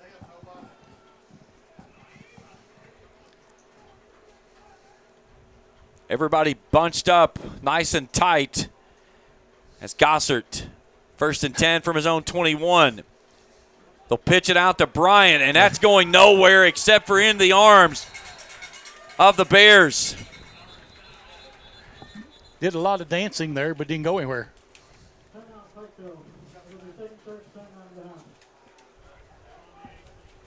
So the Bears are going to take a timeout here, 17-10. Big stand right here would be needed. 92, but I don't see that on the roster. Second down. Unless Altman's wearing 92 today. Could be. I don't know. Michael Pryor. Okay. Thank you.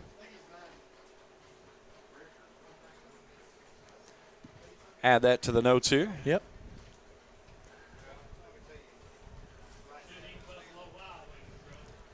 So 2nd and 13 on the loss.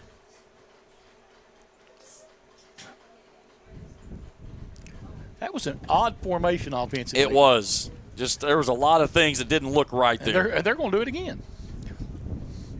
Pryor, freshman out of Pittsburgh, California. He's had his number called several times here in the first half as the wind really starting to gust up here. Gossert's going to stack 2 receivers each way and a tailback in the backfield.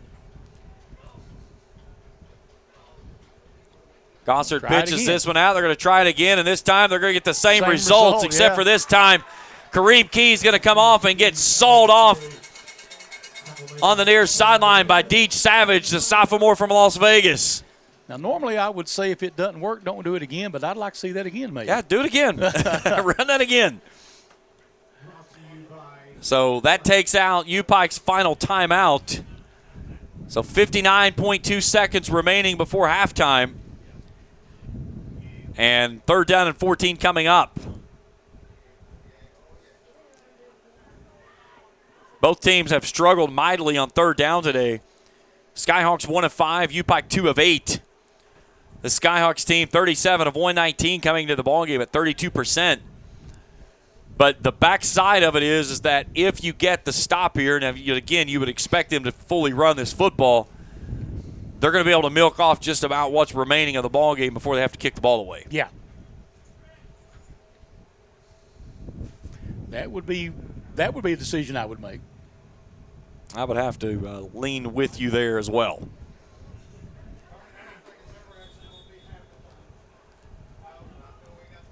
Bears are back on the field ready, waiting on.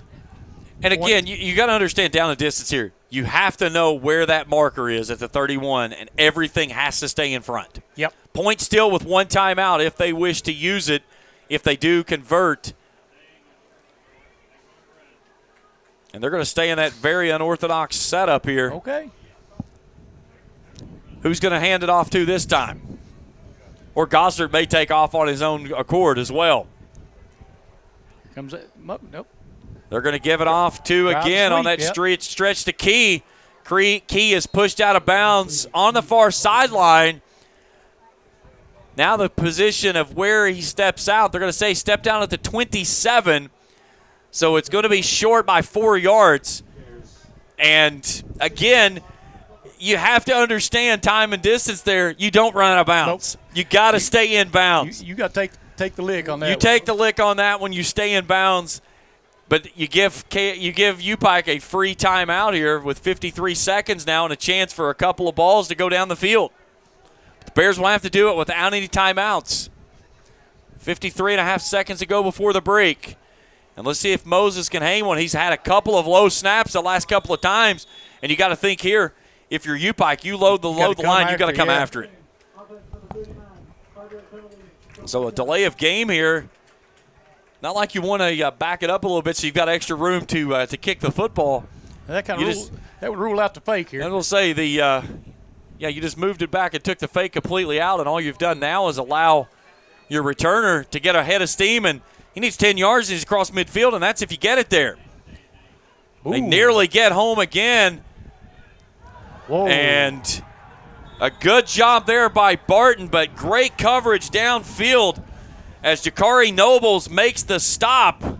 And he got there right as the catch was made. You had to wonder, too, was there interference? There, yeah. What happened to the opening there for him to be able to field the ball? Now, the granted thing, he did not call for a fair catch. No. So that's one of those you'd like to go back and look at on replay. How close was it? So they'll put the football at the 41. 46.9 seconds to go in the half. Down by 7 are the Bears, right. And no timeouts. The O-line's going to have to You're going to have to give Kirkland some time to throw. He's going to go in an empty set. 3 receivers right, 2 left. They'll bring Sanders back in the backfield. 3 hats across the line, 2 down linemen, and the man standing up on the edge is Thomas. Thomas gets an early start, and that's going to be across the line. So no. He threw it on our side of the line. That's not. Yeah, that's an offside. He got ahead of Steve. Tried to time up the snap count. Okay. Usually where they throw the flags. Yeah. That's what I was thinking. I said you can't get an offensive offside. You have to line up all sides, though, don't you? You've started seeing that in the NFL this year as well. Offensive offsides. I saw it twice last week. So make it 1st and 5. And they've got to reset the clock to 48 seconds because no time expired on the play that did not start. So 2 seconds. Again, those are huge when you have no timeouts. Twin set for Kirkland. Thomas showing like he's ready to come. They double team him. They'll come out near sideline. A nice catch there by Sanders in front of his bench on a ball that was well out of reach, and he made a great grab out to the 49.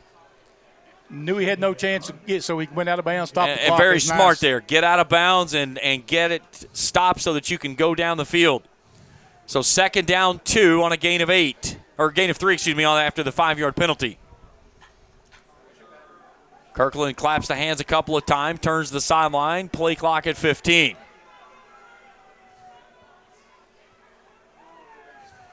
Four guys across the line for the Skyhawks. They send 3. Kirkland zips it out near sideline. He's got his man there of Hardwick, and Hardwick is pulled out of bounds into the bench of the Bears. Shaquan Bickley making the stop, cornerback, senior. That'll move the sticks for the 9th first down of the ball game for the Bears. 37 seconds on a rested clock here in the second quarter. Down by 7. Kirkland wants to throw. Clean pocket. Surveys. Floating. You got a man wide open who runs underneath it. That's Ben Henson. That's down inside the 10 to the 5. 1st and goal Bears. 30 seconds to go before the half.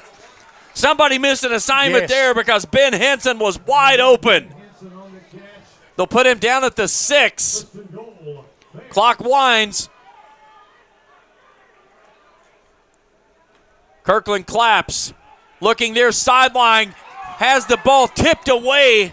Tight coverage. How is that not pass interference? They were looking for DeAndre Stafford. Bickley was tangled up with him.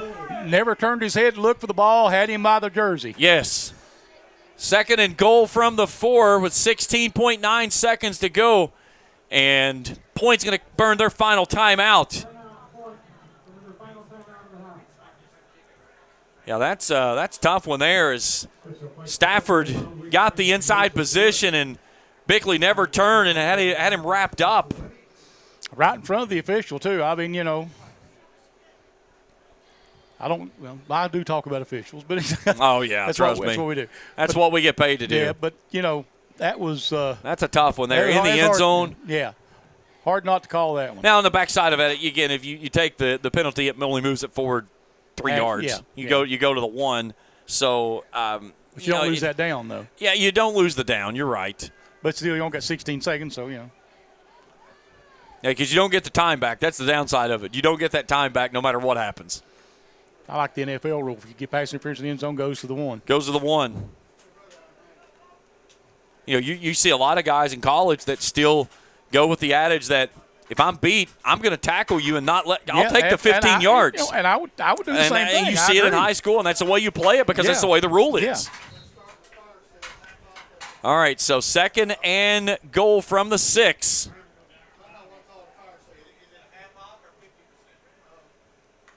Kirkland surveying, going to DeSoto, back of the end zone, touches the toes in, touchdown!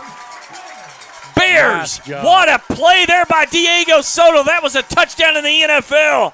He got both feet in, and what an answer there on the stop by the defense. And we're an extra point away from going to the locker room knotted at 17. I got a feeling my wife got a good picture of that one because she was standing right there as Soto came down in front of her. Yeah. So Jake Headley, out for the extra point attempt to even the game at 17. High snap, they get it down. He punches it through. And it's 17-17 with 12 seconds to go before halftime. What a big play there by the Bears. Great. And that was such good time management. And I think you got a play that'll get lost in that was the ball right here on the near sideline. Sanders makes the catch, doesn't fight for the extra yard, gets out of bounds. And, that's the smart thing to do. I mean, and he's being the senior and all that. He knows that, and he really used his brain on that one. You think about that play. He gets out of bounds there. That probably saves you 12 seconds. You don't save those 12 seconds, you don't get that play right there off. Right. Or you have to force another ball downfield that you don't get an opportunity to play. So really good clock management there by the Bears. And now probably a squib kick coming up because you don't want to hang this one and let them run underneath it. You want to get that ball down and somebody touch it quickly so that the clock starts to run. But you see so many times now because of where you can call the fair catch that you have a guy that looks like a lineman that's out there, and he's throwing a hand up as soon as the ball goes up to call that thing down.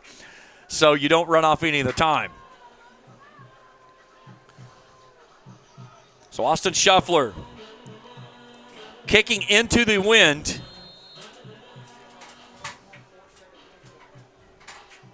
Did you get that picture? Well, it's on the screen.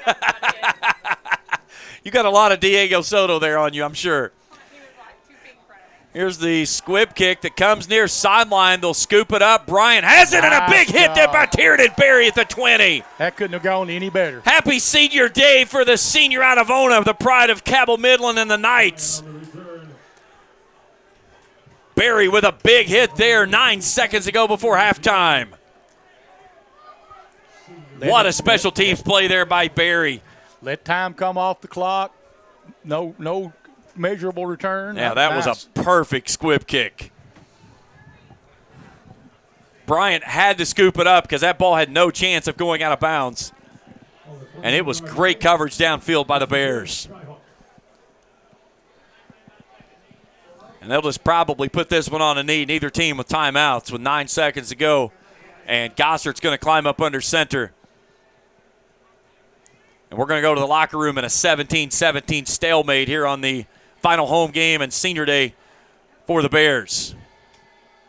Gossard will just try to plunge forward, and he'll pick up a couple, make it 3 out to the 24, and we're at the half. 17-17 our score as the Skyhawks will have the football to start the second half. Halftime show when we return after this on the UPike Sports Network.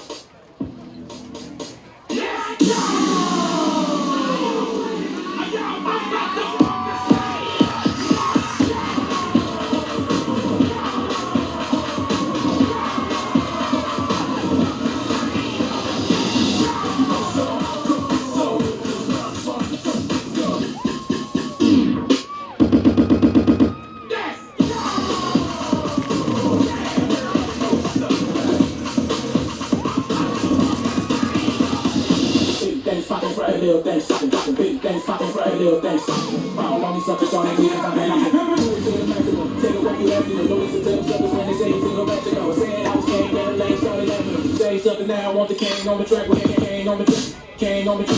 Do the stand up, but you can do it all by yourself. Let me see you do it. Let me see you do it. Hey, shake the feelings, get on that quick. Do it, don't drop it.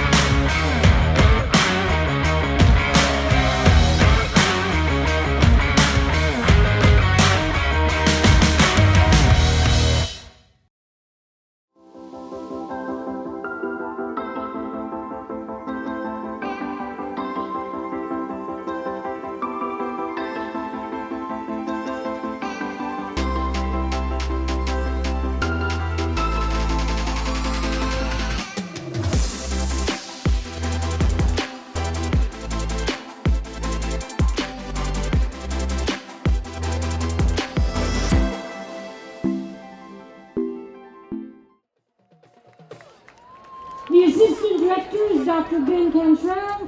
The music department also includes Dr. Todd Westgate, Dr. Eric Rutherford, and Professor Michelle Rutherford.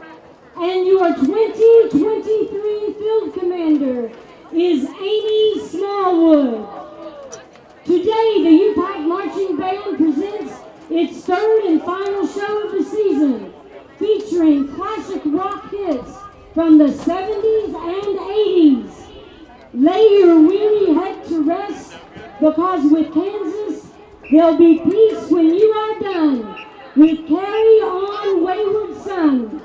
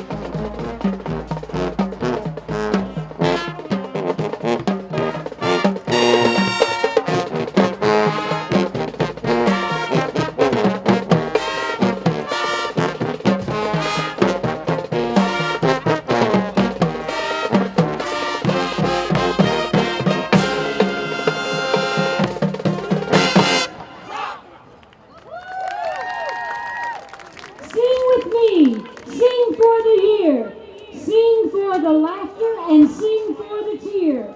Because with Aerosmith, you can dream on.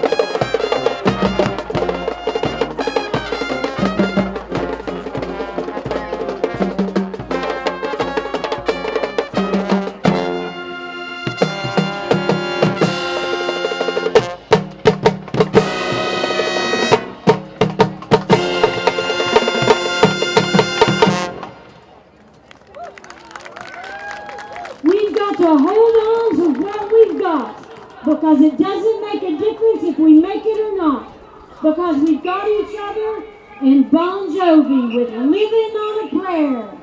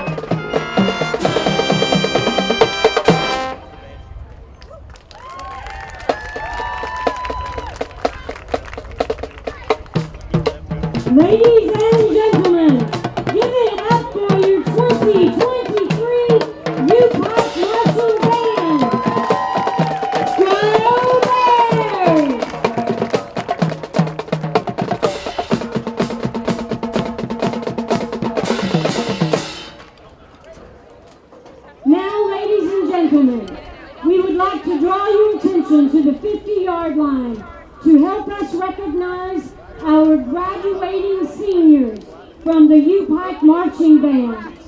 These members have served the University of Pikeville, their communities, and the U-Pike Marching Band as exemplary leaders, students, colleagues, and friends.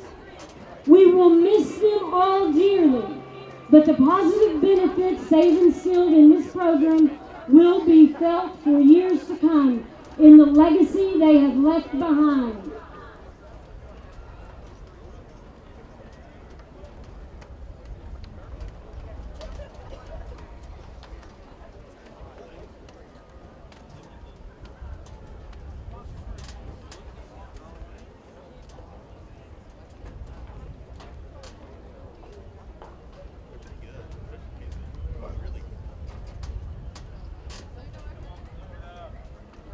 Ross Dameron is from Pikeville, Kentucky. He is an information technology major and is being escorted by his parents, Karen and Larry Dameron. He has been the percussion music and sectional leader in the marching band for 3 years on the Overwatch esports team, and he plans to become a data scientist. Thank you, Ross.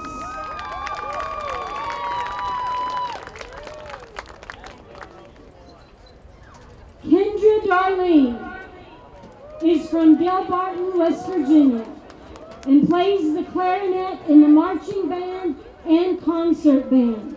She is currently majoring in religious studies. Today she is being walked out by her mother, Melissa Eastet, her father, Kenny Eastet, and her boyfriend, Alan Hoskins. After graduation, Kendra wants to become a hospice chaplain and also care for her partner and fur babies. Thank you, Kendra.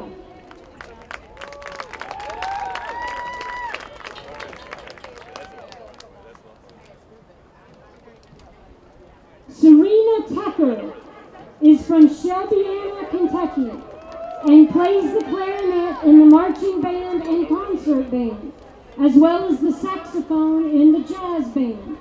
She is also a member of the U-Pike Concert Choir.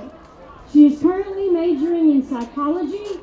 Today she is being walked out by her father, Richard Tucker, and mother, Eloise Tucker. After graduation, Serena plans to become a behavioral therapist for Pikeville and Belfry schools. Thank you, Serena.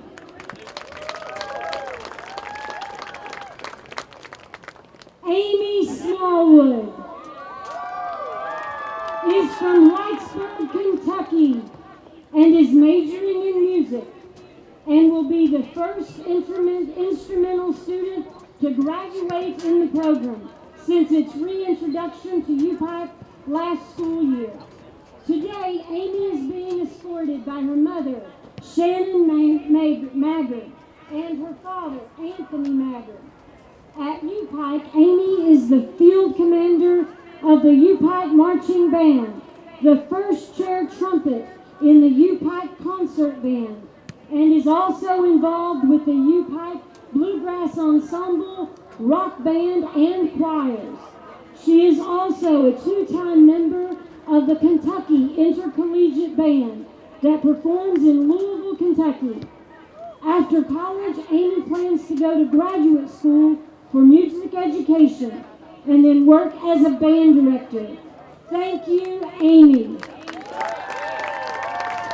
Let's give one final round of applause for our marching band seniors. Thank you for everything you have done.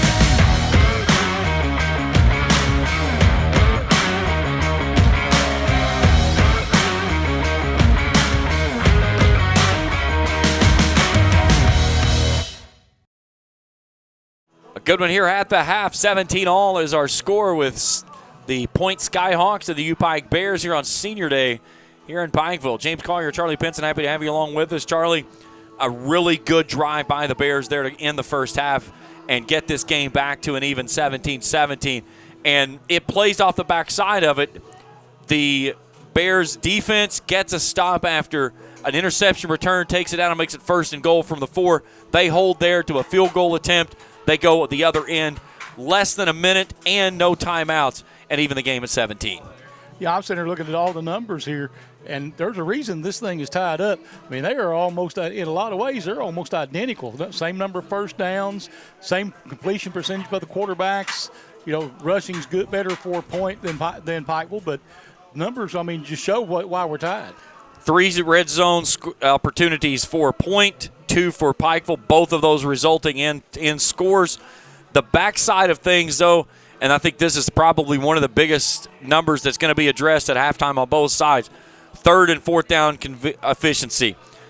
Point 16%, 1 of 6 on 3rd down. They've not attempted a 4th down. U-Pike 2 of 8, 0 for 1 on 4th down tries.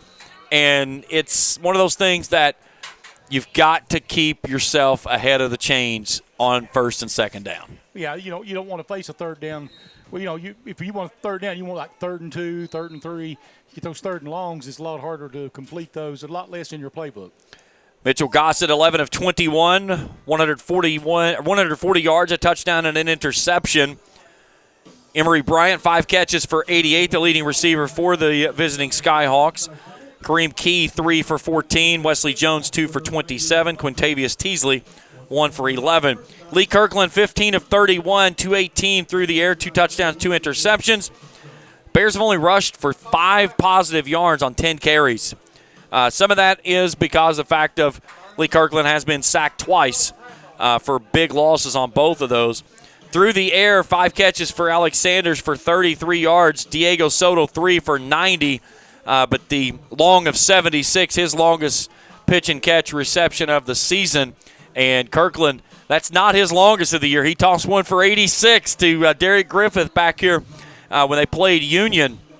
But Ben Henson, 2 catches for 47 yards. And Soto with both of the touchdowns thus far in the first half of play. 17-17 our score at the half. We'll take our final break. We come back. Skyhawks get the football to start the second half, and we'll join it when we return after this on the U-Pike Sports Network.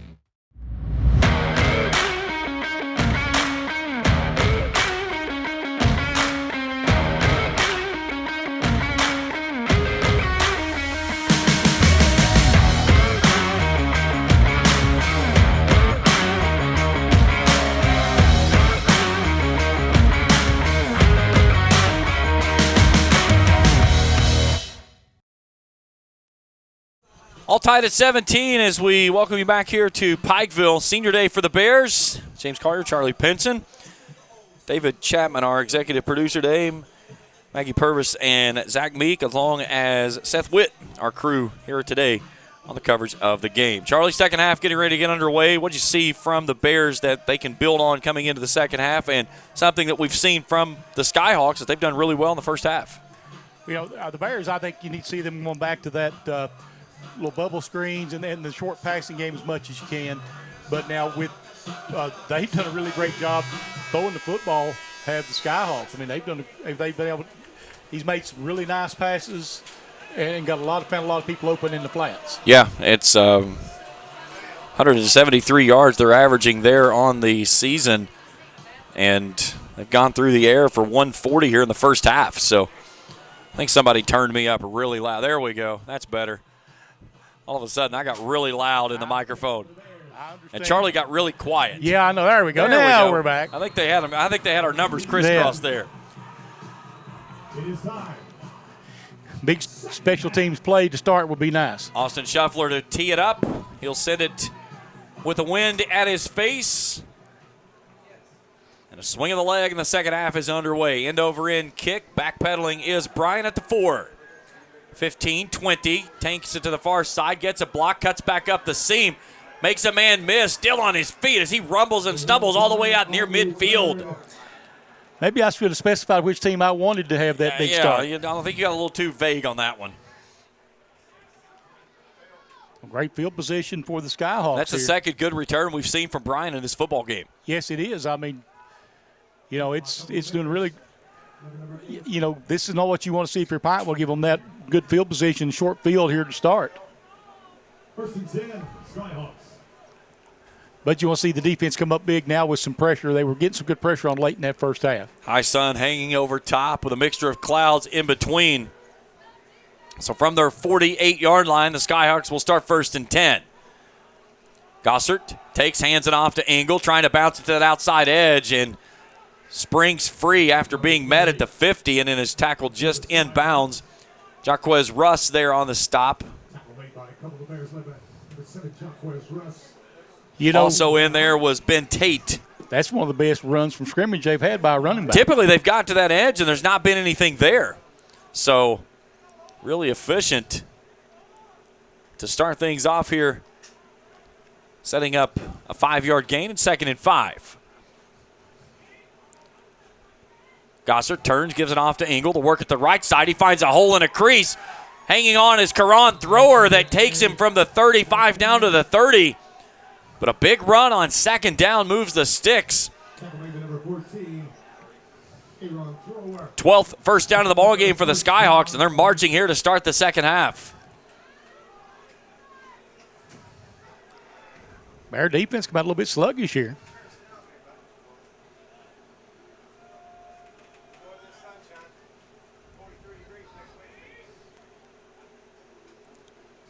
Gossert fakes the pitch, comes back and pays the price. Got 2 yards on the option, but I don't think he liked the payoff.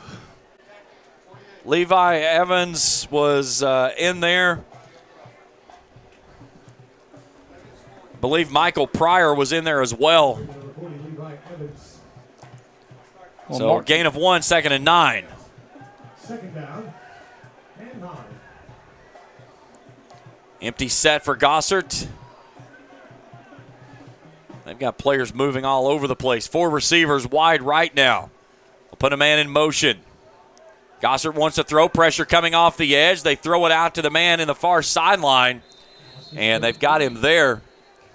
That's out to Bryant, who makes the grab. I'm not sure what kind of screen that was. That was I got to get rid of this ball screen. 3rd down. Legal formation. Bring it back. back. And that's what I was talking about. They had 4 guys lined up, and what happens is you didn't have enough guys up on the line of scrimmage to set the play in motion. You got to have 7 guys on the line of scrimmage, and they did not account that. So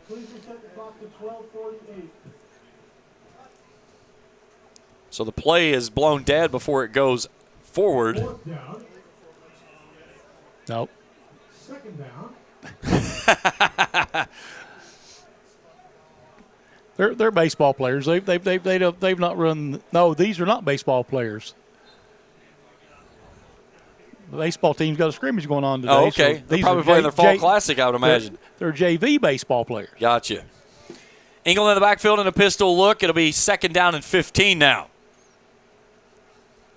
Bears bringing 3. Gossert fires across. That ball's tipped. Michael Pryor knocked it down at the line of scrimmage. He's having himself a big afternoon. 3rd and 15. Got that big hand up there and slapped it down. Looking at Pryor, 6'4", 300-pounder from Pittsburgh, California, out of Laney College. He's really come on big here in this ball game. 12:33 on arrested clock. 3rd and 15 coming up from the Bears 34 for the Skyhawks. Kind of in that no man's land if you can hold them here. Yeah, this is one of those you almost probably expect it to be 4-down territory for either way you go.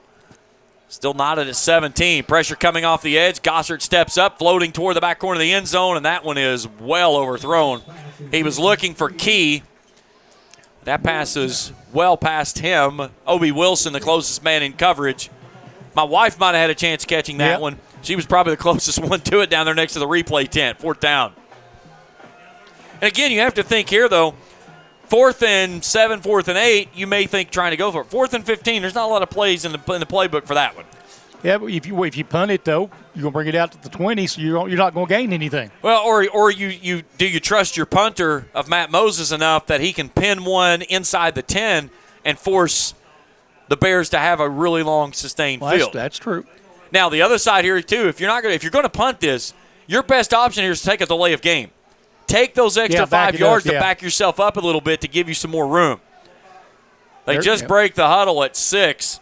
Surely to goodness they will not burn a timeout here on this one. Well.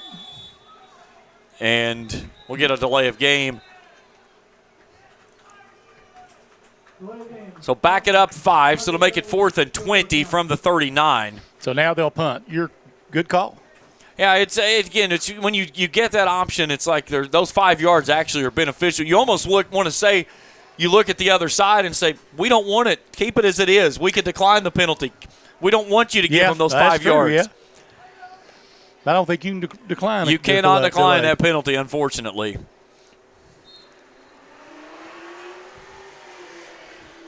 They were just telling, I believe they were telling all the guys they were going in, stay away from the kicker. Yeah. I was seeing they were talking, as all the guys they went in, they said, do not go near the kicker. You do not want to take a chance here of running into the kicker or roughing the kicker and giving them 15. Grant bumps into him, and there's the penalty marker. And what a punt that goes down, and it's down at the 1-yard line.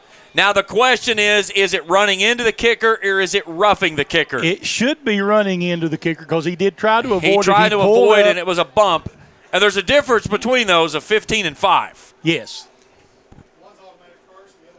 Right, the 5 is not the 5 is not an automatic. I believe, they're going to decline this because it is running. I would take it, yeah. Well, because they don't want the 5 yards back anyway. They don't want to re-kick that one. That was best case scenario. You couldn't have placed that ball on the turf any better. It's inside the 1-yard line at that famous 1/2 yard line. But, that was a beautiful kick there by Matt Moses. Florida grabs an early 6-0 lead on number 1 Georgia down in the Swamp today. Utah trailing Oregon 7-0 out in Salt Lake City. Notre Dame opens a 7-0 lead over Pitt. Louisville in front of number 20 Duke 7-0 down at Cardinal Stadium. Kansas trying to play the spoiler. They lead number 6 Oklahoma 32-27 out in Kansas. 2 games final in top 25. Florida State hammers Wake Forest 41-16. Number 10 Penn State pulls away from Indiana in the second half, 33-24. There's a good chance this week that even a close win by Georgia, Michigan could somersault them and take the first stop. Lee Kirkland will just lunge forward for a couple on first down, trying to get it out of the end zone. Kansas has added to their lead. It's now an 11-point lead over the 6th-ranked Sooners. College football, it is craziness. It is. I still would think it'd be hard to pop Michigan ahead of Georgia. They've been so dominant. They have, but they haven't looked dominant though for much of the season, except for that win over Kentucky. They've played some decent teams, and they don't have a tough schedule to speak of this year with their ranking of their strength of schedule. But you got to wonder, too. Kirkland wants to throw, standing in the pocket. He's going downfield. Soto makes a great reverse, comes back to the ball and makes the catch. Blanketed in coverage at the 35 as he had a man draped all over him. That was Dayon Dukes. And Dayon Dukes had great coverage downfield, but Soto made an even better play. He did. I mean, that's beautiful right there. Gives a lot more breathing room for him. Yeah, that takes Soto over 100 yards on the afternoon. Kirkland swings it out near sideline and airmails Alex Sanders. That was into the bench area, 2nd down and 10.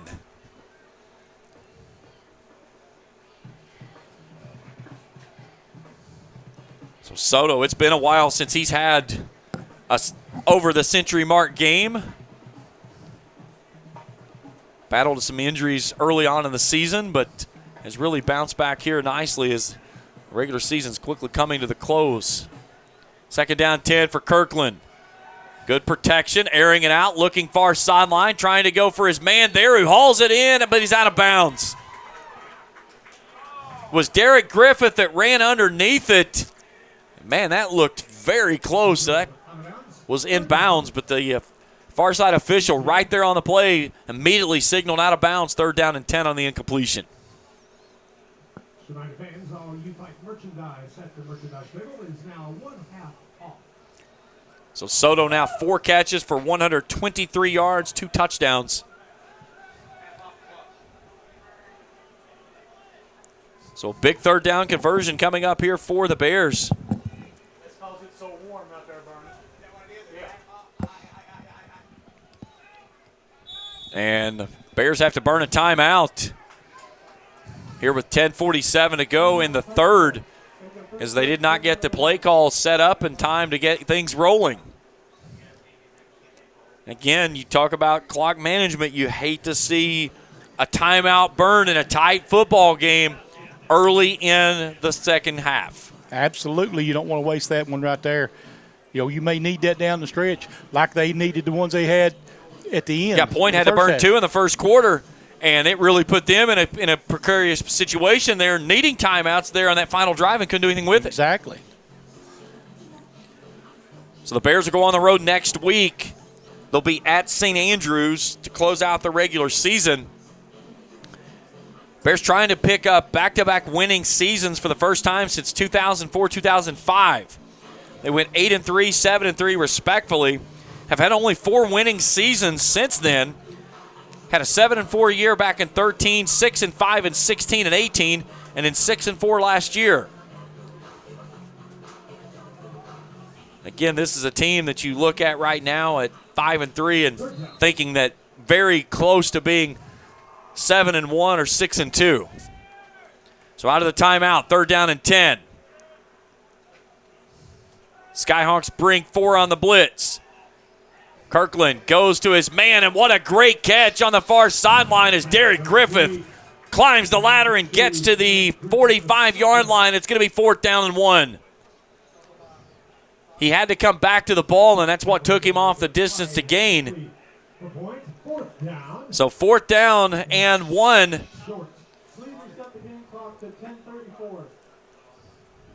Bears today 0 for 1 on 4th down tries. They're 12 of 30 on the season, 40%. Do we get a tush push here? Kirkland does a couple claps, turns, look to the sideline, and gets the official call now. He'll put Sanders in his right pocket. Skyhawks loading the line. Better hurry. Gonna call timeout. That's what they're gonna do. Surely to goodness they won't burn another timeout here. Kirkland takes the snap, floating it toward the far sideline. There's got to be a penalty marker there. I can see his jersey stretched from here. He's not called one all night. Derek Griffith,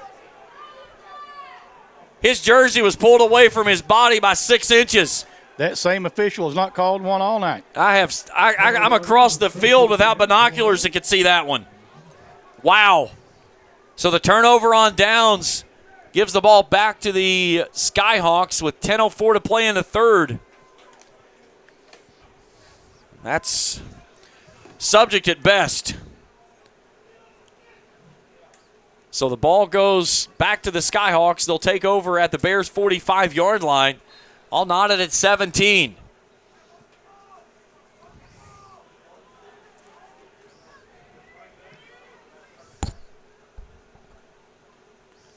Gossert on 1st and 10 from the pistol. Wants to throw. Steps up in the pocket. Now tries to go left and just dives right up the seams. Jay Arnold wrapping him up underneath. But he'll get down to the 40-yard line. 41. Nope, they'll put him at the 41. So a gain of 4 on the play, 2nd and 6.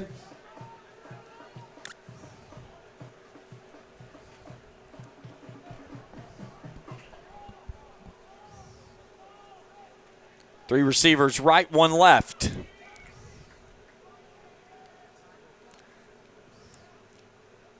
The turn to give to Engel.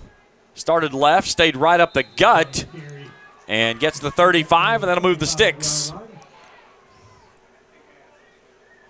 13th first down of the ball game, if that's where they mark it from where the near side official stood. And they will move the sticks. First down and 10, Skyhawks. Need a stiff back right here. Now this is one again that you can give up 3, but you don't want to give up 7.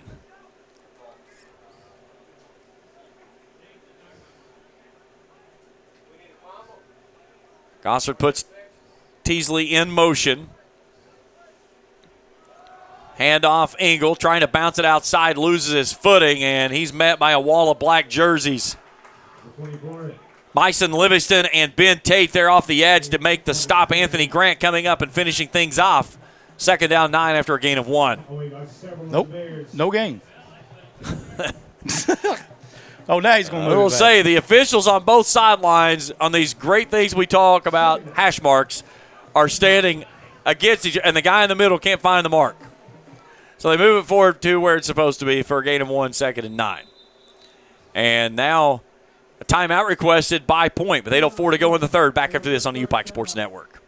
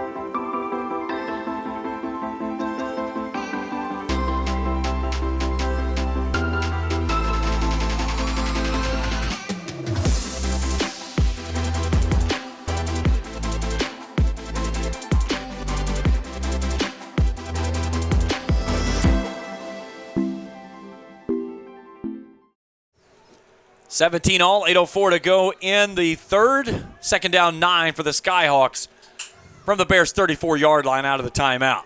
Both teams have burned a timeout here in the third period.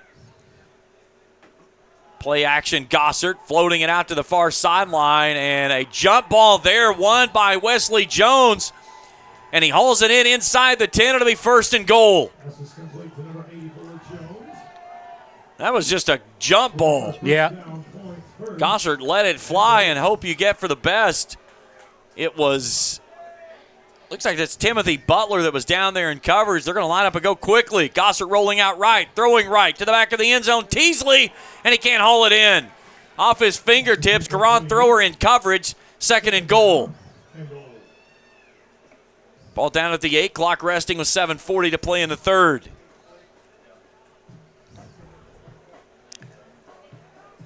Be nice if they get a stand here and force them with a field goal. Absolutely. Gossard on the afternoon, 12 of 24 for 166. Threw for 63 yards last week, was 4 for 8. Gossard wants to throw again. Fires it out to the far side. Nice What a job. nice knockdown. Timothy Butler gets underneath the pass that was intended to Emery Bryant and swats it away, 3rd and goal. Good defensive play right there. That's a player that made a football play. He got out of position and used that speed to kind of shoot himself forward and get out there and knock it down with that offhand. What a play there to make a 3rd and goal. This would be the second time in the ball game if Point can't punch it in. They've had it down the goal and come up with nothing but a field goal attempt. You're right. First time was back there in the second quarter when it was 1st and goal from the 4 on the interception return. Gossard wants to throw again, looking across the middle. Low throw that goes in. Is it caught? Still waiting for the official. Near side official says yes. Touchdown, Javian Leaks. You got to go back and look at that. That you can't. Neither official saw that. Yeah. If you don't see it, you can't call it. A very low throw. There was 3 officials kind of looking at each other, and the line judge on the near sideline. And he was the one with his head. The body of the player was between him and the ball. He couldn't tell. Yeah, Coach Corey Phipps has his red flag out, and he's winding it up, and there he throws it. He let that one go. That was a good 10, 15 yards.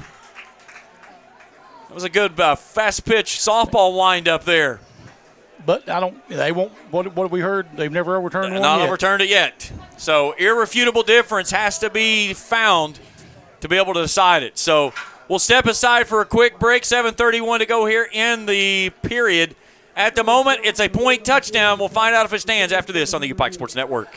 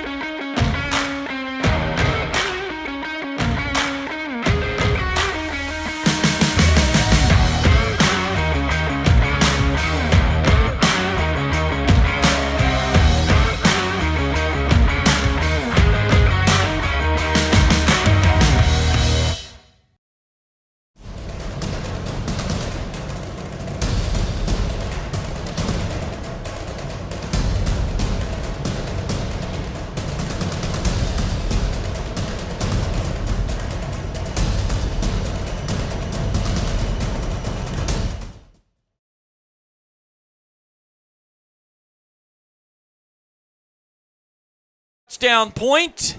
So the touchdown to Javian Leaks stands, and the Skyhawks are back in front 23-17 with 7:31 to go. So Pikeville will lose a timeout in the failed challenge.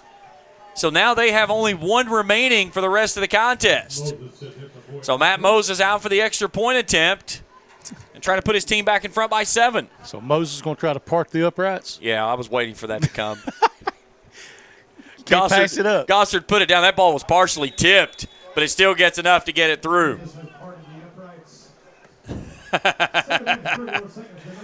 24-17, and a good drive there by the Skyhawks. 7 plays, 45 yards, 2 minutes, 33 seconds. And the touchdown goes into Javian Leaks, his second touchdown of the season. And all of a sudden, Point's right back in front. Charlie, we kind of teased this throughout the ballgame. This is a 4th meeting between these 2 teams. Neither have finished with fewer than 30 points being scored by both teams. You're right. And here we go. Yep. I talked with Coach Phipps before the game, and I said, on paper, UPike matches up against this Point team. He goes, yeah. He said, but on paper, you wad it up and you throw it in a trash can. He goes, this point defense is the best in the conference. And they've really showed it here today. They have played some really good ball. They've gotten 2 interceptions on Lee Kirkland, who had thrown only 3. And a Shankopotamus, that thing's down the left field line and into the bullpen. It's gotten worse as the night's My days gone goodness, on. that thing was a boomerang. Yeah, that one right there was a completely shank. So the Bears will take over on their own 35-yard line. 7:31 to go here in the third.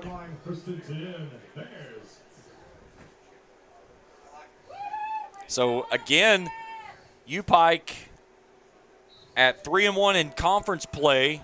Reinhardt leads the conference at 3-0. Union at 2-1, and then Point at 2-2. Kirkland on 1st and 10, swings it out near sideline. Sanders makes a nice cut and bounces out of bounds at the 40. Now they're going to say he stepped out at 39. Sun popping back through this giant cloud that's looming over top of the stadium. It has been a warm afternoon here at Hambly. It has. 2nd down, 6 on the gain of 4 by Sanders. 3 hats across the line. They bring 4. Sanders makes the catch, gets an immediate pop right in front of his bench as Shaquan Bickley making the stop. Just shy of the marker to gain, so it'll be 3rd down and 1. Inside of 7 to go here in the third.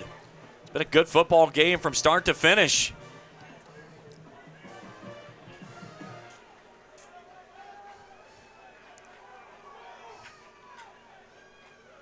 Kirkland quickly looks to the sideline. Play clock goes inside of 10.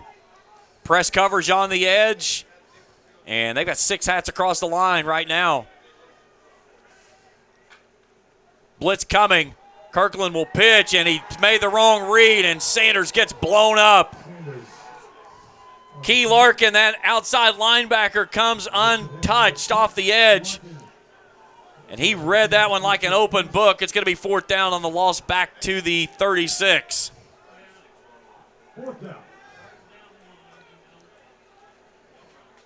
Man, that's a hard one right there. Lose 7 yards on 3rd and 1. Give me 8 yards on 3rd and 1. Now let's see if they come after the kicker. Sandorf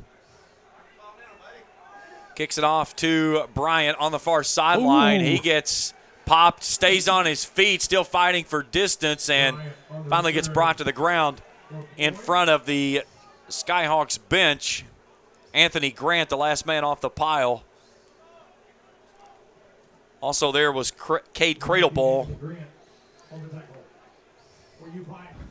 So another turnover on the punt as the offense stalls out and gives it back to the Skyhawks, leading by 7 as we're late third quarter here in Pikeville. Need a big defensive play. Change the momentum of this game. Mitch Gossard, he's kind of been Jekyll and Hyde. Right now he's back to Jekyll as he has really picked apart this defense. Handoff goes to Engel. He gets ahead of steam out to the 40 on a gain of 5, 2nd and 5.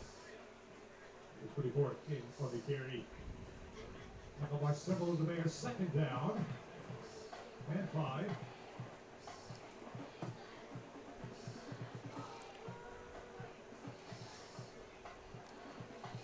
Oregon making some quick work of Utah out in the first quarter in Salt Lake City. The number 8 ranked Ducks leading the Utes 13-3, 18 seconds to play in the first. Handoff Engel off left guard, and a big pop there by Chuck Moore, sophomore from Madison, Alabama. Led the way last week, with 8 tackles. Levi Evans had the team high 10. But those linebackers have been really big for this Bears team this season. Now they've got 3rd down and 2. Gosser stays in that pistol look. They'll give it off to the tailback Turner again, and a second movement there as he found a crease, gets past the 45 to the 46 and a fresh set of downs. They've been able to run the ball a little better here in the second half than they did the first. And again, a team coming in averaging just over 105 a game. Here this afternoon, they've gone for, as soon as my screen will refresh, I'll tell you. I had it at 114, but that was for that last carry, I believe. Either way, fresh set of downs at the 46 of the Bears, or 46 of the Skyhawks, excuse me, inside of 4 minutes to play in the third. Gossert, play action, throws it near sideline, has his man there who makes the catch. Key at the 40-yard line. Obi Wilson with the stop. Yeah, 120 rushing yards on the afternoon for the Skyhawks. U Pike at -1. Wow. -1 rushing yards on 12 carries. That's not typical of a team that's got an Alex Sanders and a Medeco in the backfield.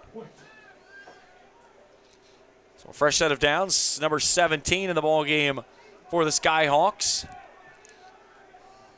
Play clock's at 5 for Gossert. 4 receivers, left, 1 right, and a motion man now. Gossert rolling out left, looking, pressure coming, dumps it off, and throws it incomplete. Closest man there was Leaks. 2nd and 10, 2:50 on a rested clock. We talked about the weather today, Charlie. Tuesday, it's going to make a change for wintertime. We're going to see highs barely getting into 45, 40, maybe 50. Lows down in the low 20s for about the next 3-4 days. Fall's going to go to winter for a few days. Now, if you don't like the weather in Kentucky, wait 15 minutes. Oh, it's going to change. Guaranteed. 2nd down, 10. Gossert in a pistol with Engel behind him. Play action, pressure coming. Gossert airs it out, far sideline. Butler coming back and makes a great catch and an interception on the far sideline, his 2nd of the day. Came out of the coverage, spins around, finds the football, and more importantly, makes certain he keeps his feet in bounds for the 2nd pick of the afternoon for the graduate student out of Plantation, Florida. Both quarterbacks now even with 2 interceptions apiece. So a big surge of momentum there again by the defense. Can the offense answer the bell? So they'll put him down at the 12. 2:43 to play here in the third. 24-17, point leading here on senior day for the Bears.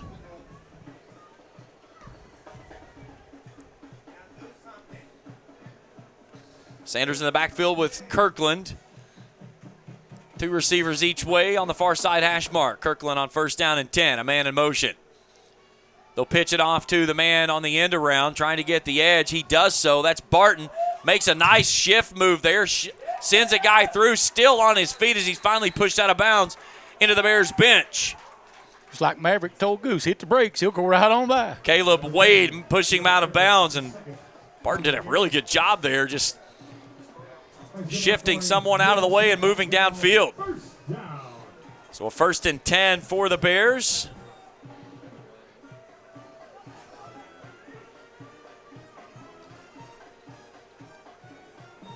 Four hats across the line for the Skyhawks. High snap, the quick throw outside as that one goes, I believe, to Derek Griffith. No, check that, it is Barton.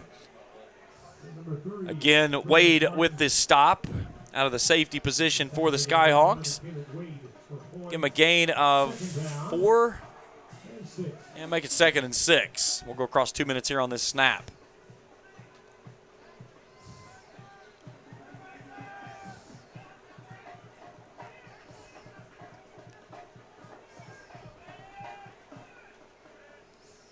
Play clock at 10 as Kirkland takes it, pumps, looks, fires it out into the flat. He's got his man there with a lot of space out in front.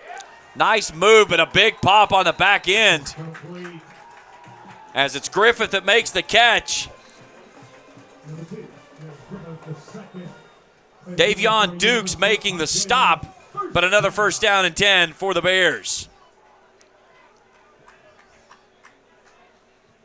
Kirkland swings it out near sideline. That's Barton. Gets a block, cuts back inside, and then finally taken off his feet. A little bit of extracurriculars on the back end. A.J. Braxton and I believe that was Stafford that got tangled up, and we got an injury timeout on the near sideline by a member of the Skyhawks. That is Dukes, one of those safeties. Lauren Curley, certified athletic trainer, getting to the aid there as well as we roll him over on his stomach and start working that back leg a little bit. Injury timeout, back in 30 seconds on the Pike Sports Network.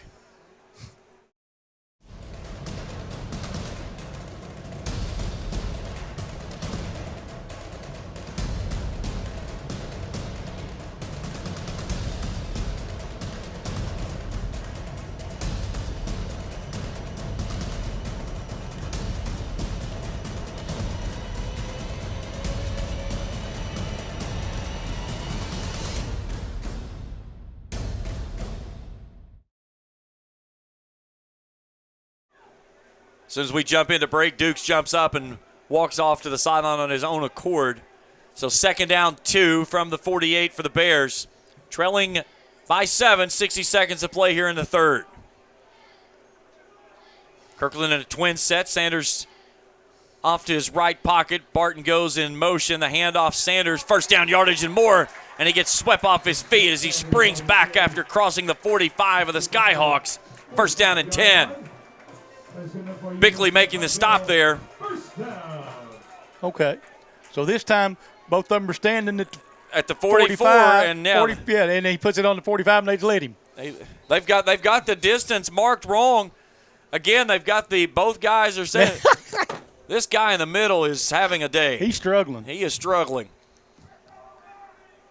Math is not his favorite suit. So should be the final play of the third quarter as we're inside of 15 seconds on this snap to Kirkland. Handoff Sanders. Nice cut near side, and he dives out to the 40-yard line. It'll be a gain of 4, and that will take us to the end of period number 3. Point leads at 24-17. Fourth quarter when we return after this on the UPike Sports Network.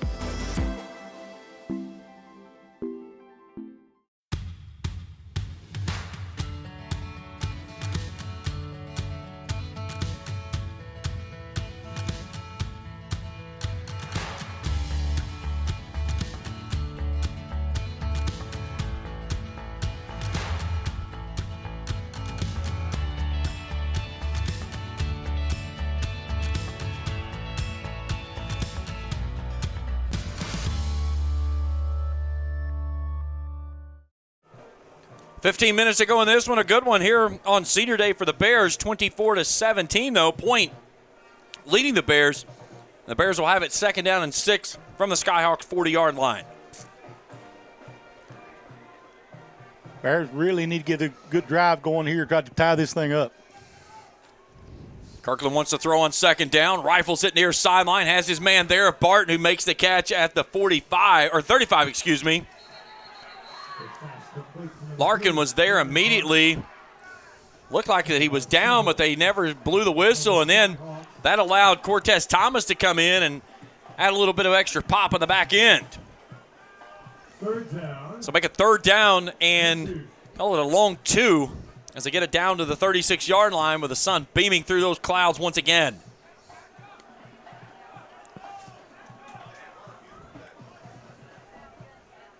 Twin set for Kirkland. 4 hats across the line for the Skyhawks. They send a blitz. Soto in the slot near sideline has the 1st down yardage and more.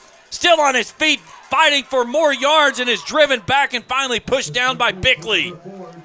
They're going to give forward progress to the 21. Because he was not the one that reversed. He was getting driven backward. So they'll take him down to the 21-yard line on a gain of 15. And Soto chasing after his last 100-yard receiving game, which was last year against KCU. He hauled in 149 yards in that one. 98 of that came on one play. First and 10. Kirkland pumps, fires. Soto, no, not there that time. He had 6, but he hit him. Yeah, he had an opportunity. He had inside position on the post route. The pass falls incomplete, 2nd and 10. I like that they've gone back to this sideline passing. Yeah, kind of working underneath routes, quick hitters. And it seems like that's where Kirkland is comfortable today. You know, a couple of weeks ago, we saw him really struggling with the swing routes, but he was going downfield. Today, at times, he's been off time going downfield, but been really good inside. 2nd down and 10. Kirkland's got a man wide open. That's Ben Henson on the post route. Touchdown. He had 2 of them. He had, is that Soto or Barton over in the corner? There was nobody within 10 yards of him. Ben Henson hauls in his 4th touchdown of the season. He had 2 catches for 2 touchdowns last week. And the Bears answer here with 13:22 to go in the ball game, and it's a 1-point deficit with an extra point coming up. Perfect ball there by Kirkland. He had all kinds of time as well to get settled in and throw that ball, and that's something that, other than a couple of times today, that offensive line has done a good job of keeping him upright. Extra point is through by Jake Headley, and we're even at 24 with 13:22 to go in the ball game. Back after this on the UPike Sports Network.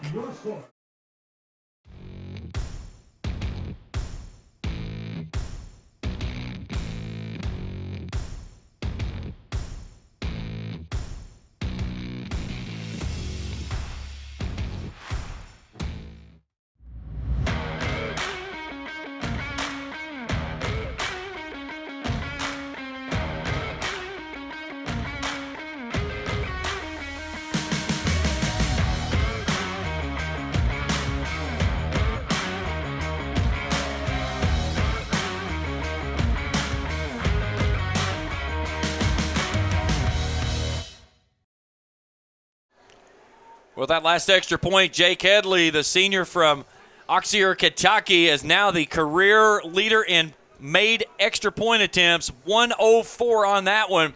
And probably special teams player of the week for number 6 coming up. Very possible. All tied at 24, so it's a sprint to the final 13 minutes of this one. It's been a dandy here on Senior Day. Back and forth battle we've gone. Neither team really finding a margin more than 4 points. At 7-3 was our biggest margin we've seen. 14-10 at the second quarter period there. But the Bears' defense at times have bent but not broke. And Skyhawks continue to find an answer as they try to go with a squib kick down the line, and it goes into the end zone for a touchback. Not his prettiest kick of the day, but it was efficient. Somehow, they hit those low-line drivers like that and somehow get it past every single person on the field. Nobody wants to field one of those. No.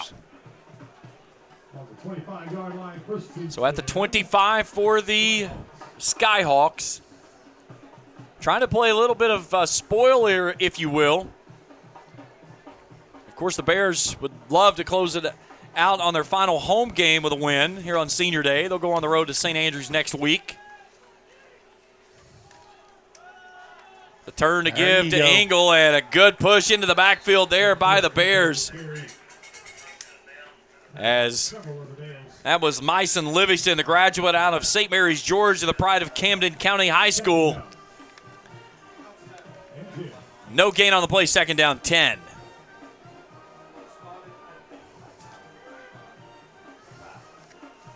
So still at the 25-yard line, inside of 13 to play in the ball game.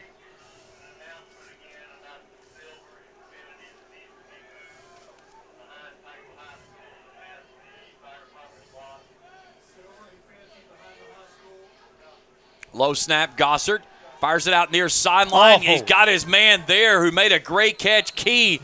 Butler sold out for going for his third interception and a pick six. But that allowed Key to get forward and out to the 35-yard line, we believe. Yes.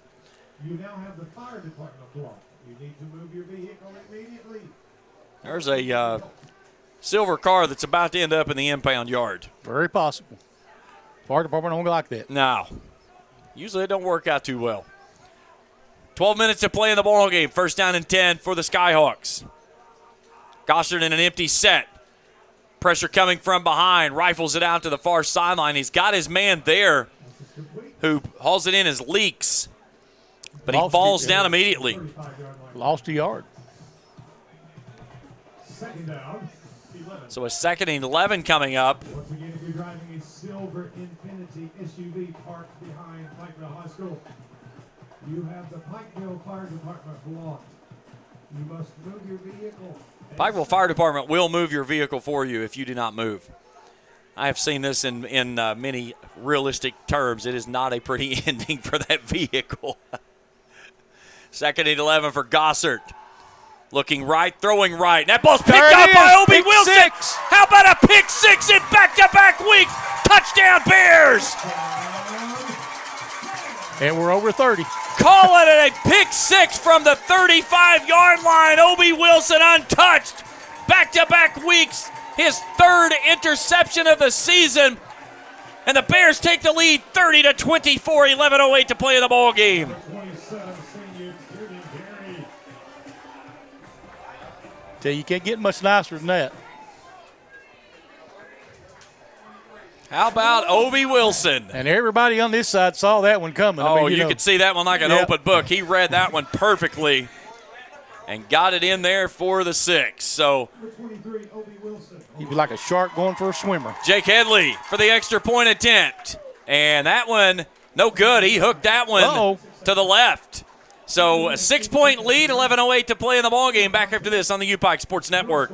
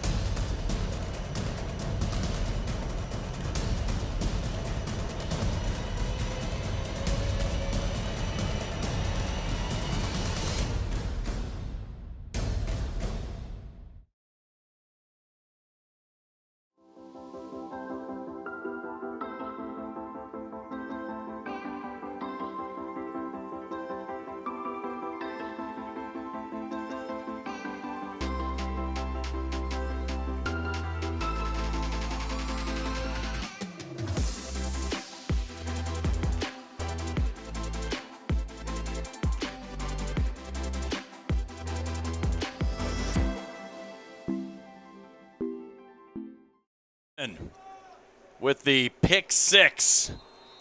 They'll mark it from the 40. So back-to-back weeks for Mr. Wilson as he gets in and puts the Bears in front by 6 with 11:08 to go in the contest.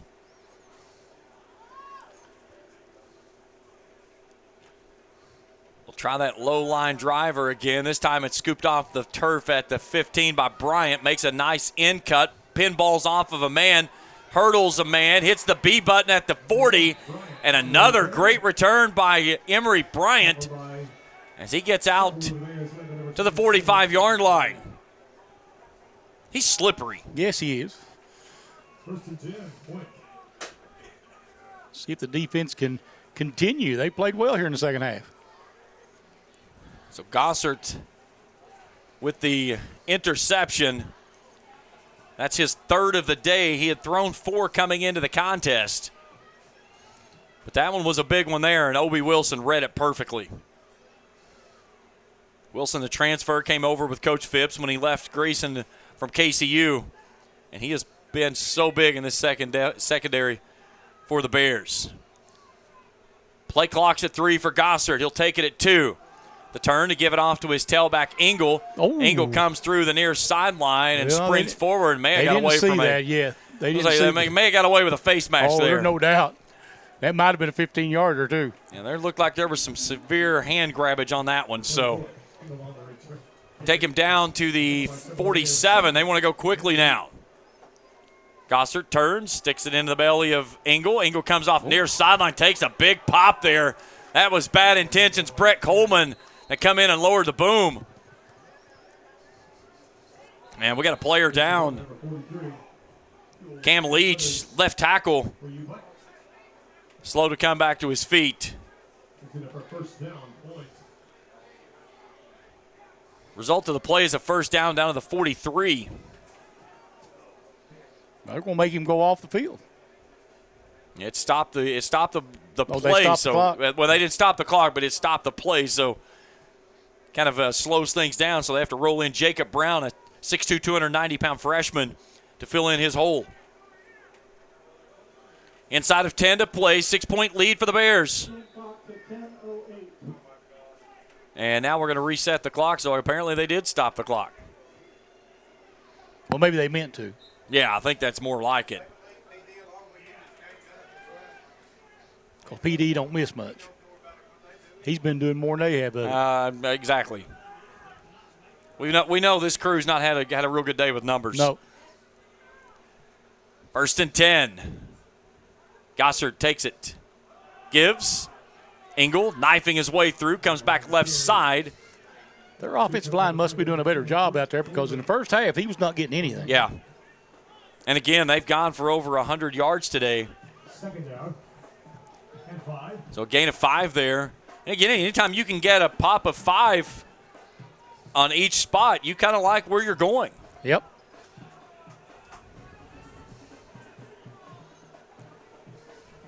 Georgia leads Florida 17-7 down in the Swamp.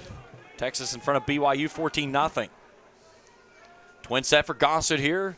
Approaching 9 minutes to go in the ball game. 2nd down and 5 from the Bears' 38-yard line. Play clock's at 4. Gossard resets. He'll get it away at 1. Looking left, pumps, throwing, trying to get to his man and overthrows him. He was looking for Kareem Key, the freshman. Timothy Butler was there. Also, Brett Coleman. 3rd down and 5. Key's been a big target for him today. And again, it's been no secret. He's going to throw the ball to Key or Bryant in his first checkdowns. Key on the season, 19 catches for 301. Bryant, 35 for 666. Put everybody else together, and they don't even total up to what Key has. Right. So, I mean, it was no secret coming in who was going to be the target through the passing game. Twin set for Gossard. Pressure coming up the middle. Floats it across, has Jones there. What a big pop. That was Levi Evans, the redshirt freshman, lowering the boom. It's 4th down. 4th and 2. What a big hit. Maybe. At the 35-yard line. Offense quickly lines up to go for it. All right, you know what they're going to run it. Go get them. First 4th down conversion attempt today if they snap the football. 69% on the season, though. They're 9 of 13. Gossard goes up under center. Takes the snap, tries to spin, and he's not going to get there. There you go. The Philly tush push doesn't work in Pikeville as Ben Tate, the graduate from Spartansburg, South Carolina, the pride of Barnes High School, makes the stop of the turnover on downs, and the Bears take over, leading by 6 with 8:11 to go in the ball game. Defense has held them out the whole second half. You know, I could think maybe go for that type of play if it's a down to go with 1. But 2 yards and you're trying to spin off of your offensive line, that's usually not very successful. Nope. Well, now what you get, where you didn't have a fullback behind him to help push him either. Yeah. So the Bears will take over on their own 34-yard line, leading by 6. And a chance to push this game out of reach and clinch a winning season. Low snap, Kirkland wants to throw on 1st down. He's got his man down the middle. What a grab at the 45 of the Skyhawks as going up and hauling it in is Derek Griffith. Move the sticks, another Bears 1st down. On time with precision. That time was Lee Kirkland. And he finds his favorite target of the season of Derek Griffith. Right, 24 yards on the pitch and catch.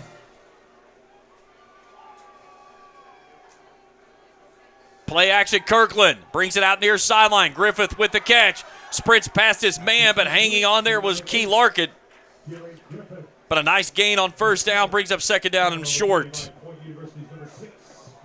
I think you stick with this game plan you've been doing because it's worked well every time you've done it. Yeah, 100%. And the thing is that the underneath game has opened up that deep ball that they've got on the post route. They bring Diego Soto back in. This is where they've worked him from the post. It's usually been on this sideline, though. Let's see if they flip it and try to take him on the deep post here from the 37 on second down 6. Kirkland takes, gives it off to Madeko. Stretch play to the far sideline. He's got the distance to gain and more as he'll be chased out of bounds and move the sticks for another Bears first down, their 19th of the ball game. Good enough for a University of Pikeville first down. So 1st and 10 Bears at the 30-yard line. Madeko stays in the backfield.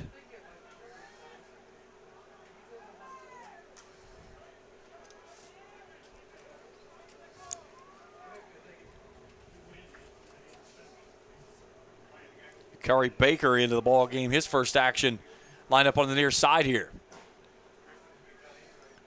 Bears milking that clock down.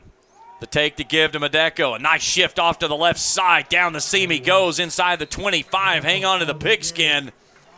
And the senior from Cape Coral, Florida, with a nice gain down to the 24-yard line.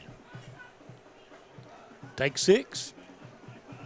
And here's something that you have not been able to hang your hat on the entire ball game, rushing the football. And right now, 5 yards and ahead of steam, you'll take it all the way down to the goal line. Oh, I'll take 5 and clock rolling. Now you're probably another 10 yards of putting yourself in a position for a field goal attempt. Swing pass out to Soto in the seam. Right up the middle. He goes, lowers the shoulder. What a big pop by Diego. He's inside the orange zone. Wow. Down to the 13. First down, Bears. That was a man right there. 175 pounds. He looked like he was 275 delivering that blow. They'll take him down to the 13-yard line. So approaching 5 to go, and the Bears inside the orange zone could put this one on ice with a score here. Kirkland comes near sideline. Griffith back shoulder fade, but can't haul it in. He had Bickley beat on the near corner, but Kirkland's pass was a little bit off target. I think he had his body turned the wrong way, too. Yeah, he was still turned inside. He needed to be outside on a back shoulder fade. Soto has 149 yards. So Soto, 149. That matches that game against KCU last year on September 10th.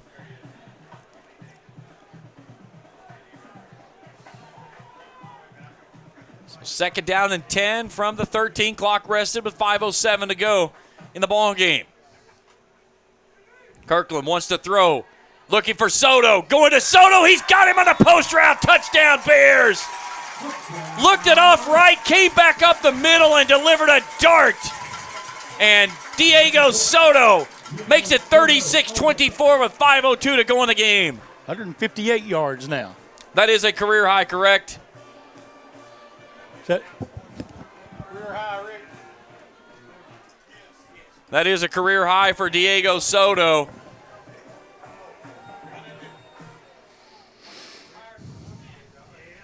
So Lee Kirkland delivers a dart. And now they'll go for 2 after missing the extra point attempt on the last touchdown conversion. Madeko starts in the backfield. They'll put Stafford in motion.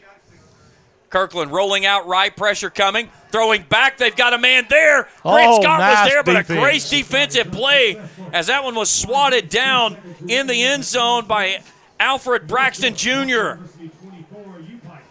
Brought everything right and then went back left. Was going to Grant Scott, the freshman out of Pikeville here, but just not enough to get it over top. And great stop there in the end zone by Braxton. Oh, yeah. Great defensive play. Reached behind his head to knock that one away because he was beat. Yes, he was. So Kirkland on the afternoon now. If I can get my stat program to load for me. It's running slow. I think the Heat's got it running slow as well.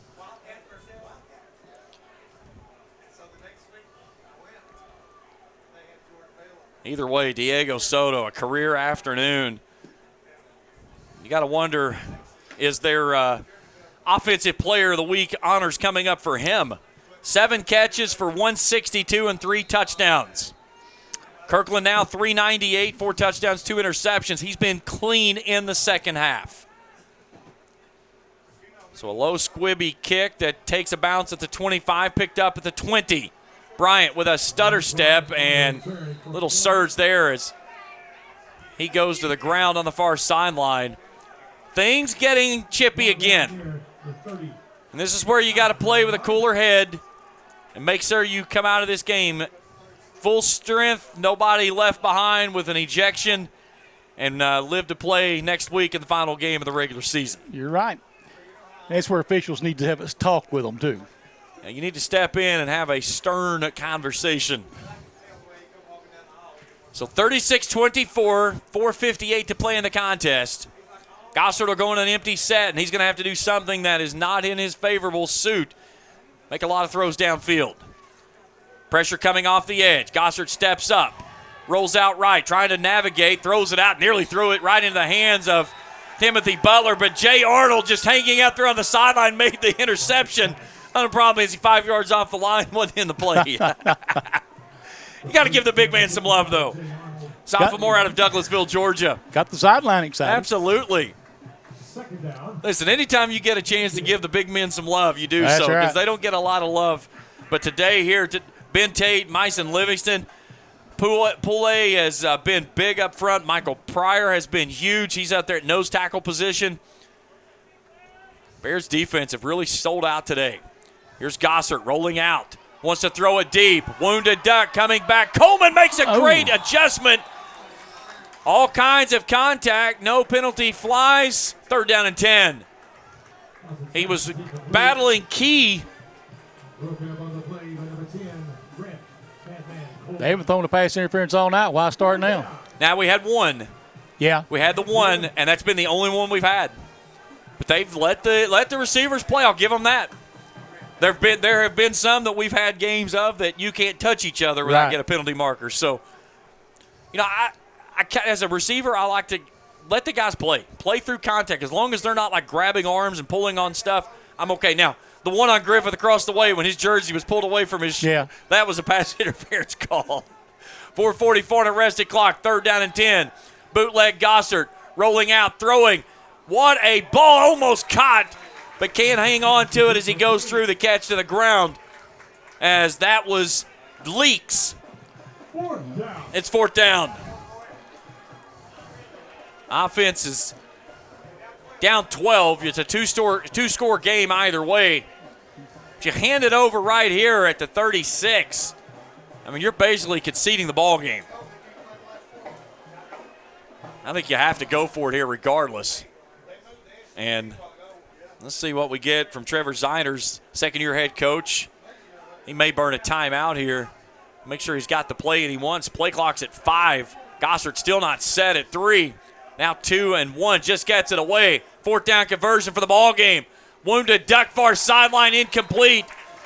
Quintravius Teasley, the man it was intended for, so a turnover on downs gives it back to the Bears on the Skyhawks 36, and they lead at 36-24. This would be the largest margin of victory in the history of the four contests. And the first time both teams haven't scored over 30. They got close. UPike has, this would be, if they score, it would be the most points they've ever scored in the series. Their most back in 2018, their first win in the games of 3 at that time. They won that one 38-31.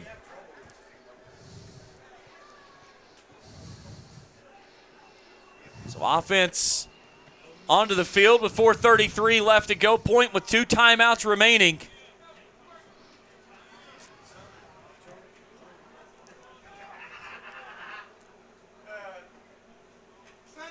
Kirkland off to Medeco. Boy, nice cut. Yeah, came back, was going to the outside edge and just turned and came right back up the seam. Ethan Benz, middle linebacker, making the stop. Gain of 1, second down 9. Second down and 8. Now they'll give him a gain of 2 now. Sun really gleaming off that brightly new turf surface that was applied last year. 4 minutes to go in the ball game. Bears methodically milking out the clock. Kirkland takes it at 10. Play action rolling out right. Looking. Has his man right in front of him who makes the grab. That should be a first down. As get a new player out on the field that makes the grab there. Keyshawn Krosky, tight end. Sumter, South Carolina. So another first down. They'll be able to take this one down almost to the 3-minute mark on this snap, down to the 25-yard line.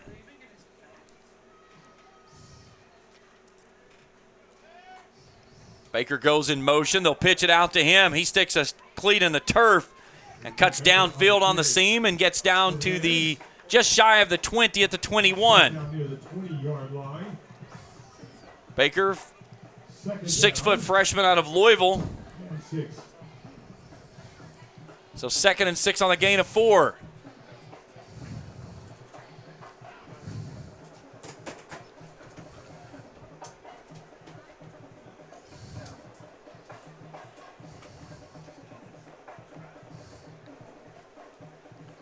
Kirkland takes it again down inside of 10. Blitz coming. Kirkland rolling out, looking, floating toward the back of the end zone, and he zigged when he should have zagged. First pass is incomplete. Brings up third down. That was intended for Dasani Tate. 3rd down and 6. 2:29 on arrested clock.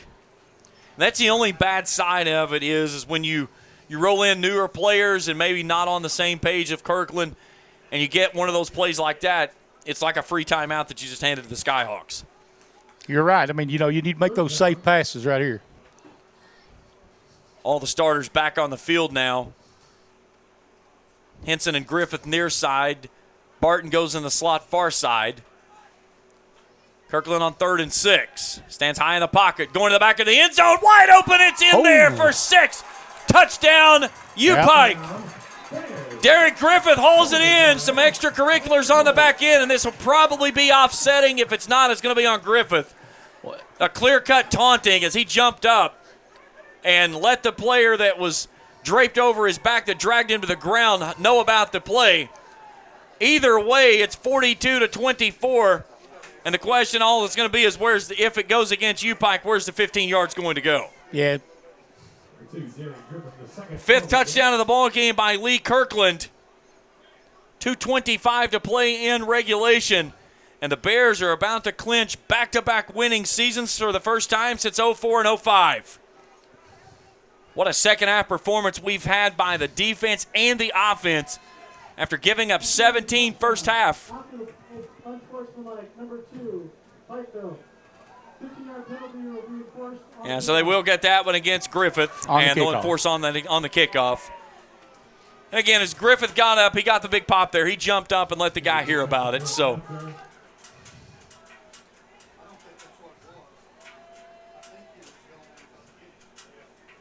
extra point, that one is splits the uprights. No good, no. Wow. That thing looked good from this angle, easy.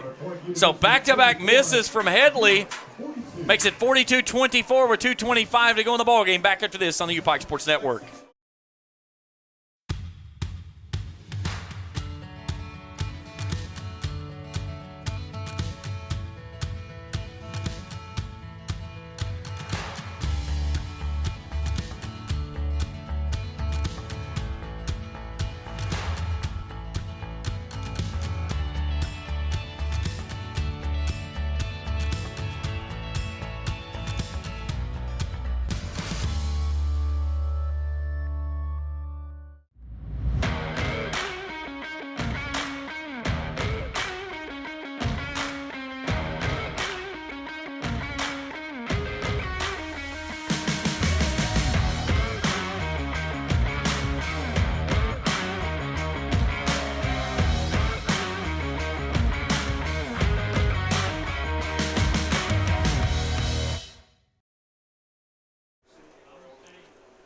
42-24, Bears in front here on Senior Day. 2:25 left to go in the contest. A career day for Diego Soto. 7 catches for 162 and 3 touchdowns. Lee Kirkland, 432 yards and 5 touchdowns. And Charlie, we talked about Soto and Offensive Player of the Week, and it's going to be hard to pass a guy throwing for 5 touchdowns at 432. Here's a nice return right up the far sideline hash marks by Key after fielding it near side and getting it out to midfield. So 2:19 and two timeouts remaining for point, but a valiant effort by the Bears defense as they held this point team to only 7 points in the second half. And since falling behind 24-17, they have rolled off 25 unanswered.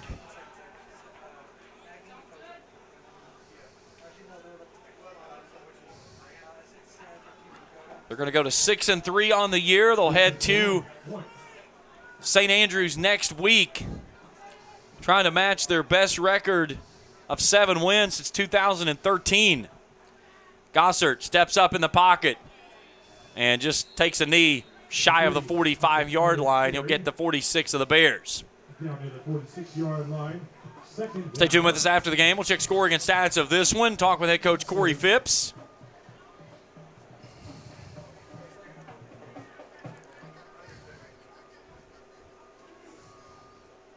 What an afternoon by this Bears offense. Keys makes the grab near sideline, a little comeback route. Kirkland at the half had 218 yards. He throws for 214 and 3 touchdowns in the second half. Most importantly, though, no interceptions. Right. 55 attempts today. He was 15 of 31 at the half. He finishes 33 of 55, 60%. Was sacked twice in the ball game, but they had kept him upright the entire second half. Gossert floats this one across the middle, has Bryant there at the 25-yard line. Minute 20 to go in regulation. So point will fall to 3-6 on the season. Bears, more importantly, conference-wise, will go to 4-1. Gossert rolling out, throwing toward the back of the end zone, and that one's out of bounds. Leaks made the catch, but he was about 45 yards out of bounds. Yeah. Karan Thrower matching him step for step. 3rd down and 1. 61 seconds to play in the ball game. Charlie, anytime you get a win at home, it's a good one, but a win on Senior Day makes it even better. Oh, yeah. And more importantly, especially when you got 33 seniors. And a come-from-behind fashion at the same time. Character win.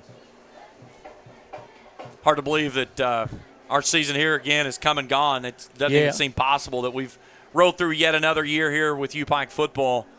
It's certainly been a pleasure to be back in the stands here on the call, and my second year here with U-Pike, and another great season for the Bears here as they're going to go back-to-back winning seasons for the first time since 04 and 05. And you get a notice today that Lee Kirkland will be returning next year. That's huge. Jake Headley's going to come back and kick.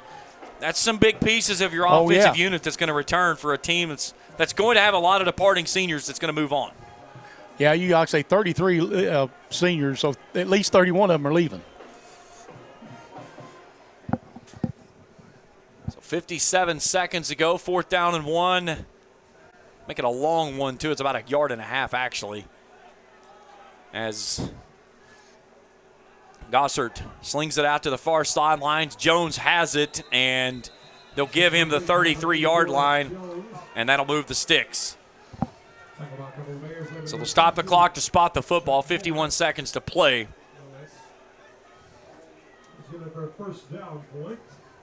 So the 21st first down of the ball game. U-Pike finishes with 23. But 458 total yards of offense for this team today. That came in averaging 421. So that number will tick upward a little bit. Gossert on 1st and 10. Steps up. Throws toward the back of the end zone and overthrows his man, Bryant. He nearly took my wife out. Yeah. She had to do some quick move maneuvering. She's been in the area a couple times today. Yeah, she has. Diego Soto nearly got her on that big touchdown that he had before the end of the half. Man, you talk about Soto. How big has he been in his return? Been huge. Healthy. That's the big thing. A healthy Diego Soto brings so much of what he can do downfield, underneath. He can run the football. But today, through the air, a career day for him. And just another great offensive day by the Bears. Soto 162 today on 7 catches. 3 touchdowns. Griffith 7 for 92. Henson 3 catches for 68 and a touchdown. Stops the clock with 27 seconds left. So Charlie, next week go on the road and play a team in St. Andrews that has had their lumps all season long. They lost last week to KCU 18-15. So this is a game that, again, you want to make certain your final game of the season, go in, play clean football, hit your spots, get out of there on a road win, and close it out with a regular season with a lot of uptick. But a great close of the season here for the Bears after taking the tough loss on the road to Reinhardt in double overtime.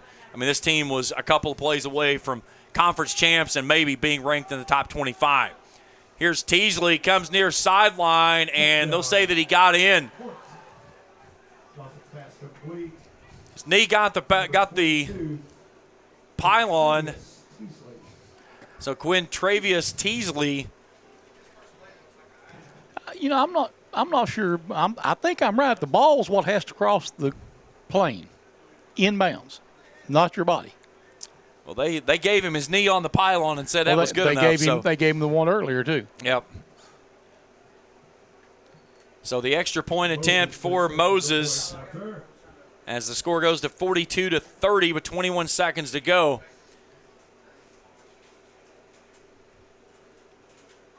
Extra point attempt is through. I got to make sure now because that last one completely freaked me out. So 42-31, and again, we see it every single contest that these two teams have played in 4 games. Each team has gone for 31 or more. Yep. But it's going to be the most in a scoring margin win. It's the first time that it's been decided by more than one score. But a good win on senior day, and more importantly, a come-from-behind win. Trailing out of the locker room, they come out in a 17-17 game. Point goes right down the field, makes it 24-17, and then the offense comes to life and outscores them 25-0 in that stretch until that last touchdown right there. Start getting a lot of new people into the game out here. That's where you make sure you got everybody out there that's had an opportunity to play today and give them some opportunities for some game time.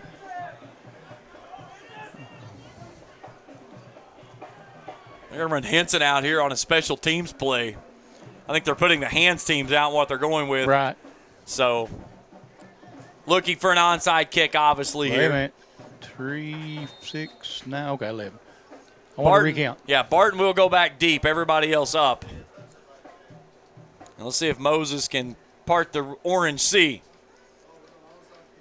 Onside kick. The ball did not travel the distance it needed to go as they threw a penalty marker very quickly on the far sideline. So must have been touched by the kicking team. Yeah, it had to catch him as he came up because as soon as that ball got to the man in white jersey over there, a penalty marker immediately flew.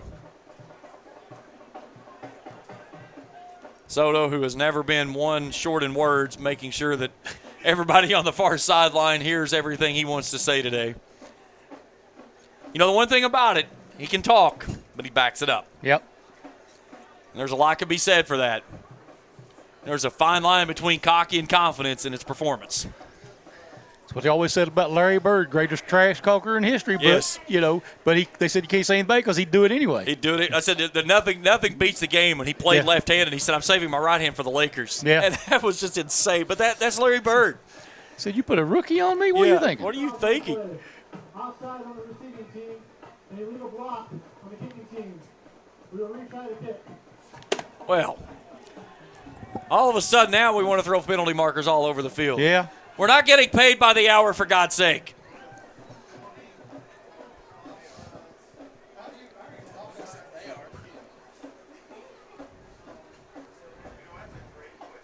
Rick's gonna have some fun on this one, trying to stat everything. I got confidence in him though. Oh, I've full confidence in Rick. He knows what he's doing. doing. A long time. He's been around this stuff for a long time, and he has done a phenomenal job. Please set the game clock to 22 seconds. You know, he and Wyatt Oxley this year, remarkable job by those two for all the stuff that they do, getting us game notes out each and every week, making sure we've got the stuff that we need for the games. Greatly appreciative of all their efforts here in the Sports Information Office for U-Pike. And, again, our crew this season, our executive producer, Dave Chapman, Zach Meeks, Maggie Purvis had been with us throughout the entire season, and then today working some highlights down on the field with Seth Witt. But can't do it all without the great folks on the technical side of things, of pushing all the buttons, making the cameras work the way they're supposed to here on the U-Pike Sports Network, and we got one of the top teams in the business. They've done a remarkable job all season long, and it's been a pleasure to be with them each and every week throughout the last 2 seasons. Charlie, for us, 2 years in the books, man. It seems like it just started, and here we are closing up another year. But with you, man, it's been an enjoyable time to work with you. And again, you've got so much history of the times that you've been around U-Pike and stuff, and it brings so much to the broadcast on that side as well. I appreciate it, James. Been good working with you. We could have a lot of stories between games. We both work different areas. Yes, we do. You know, that's a crazy part. You know, I work up in the eastern part, and you work down here on this side, and sometimes we get some teams that overlap. But it's it's fun exchanging those stories as well.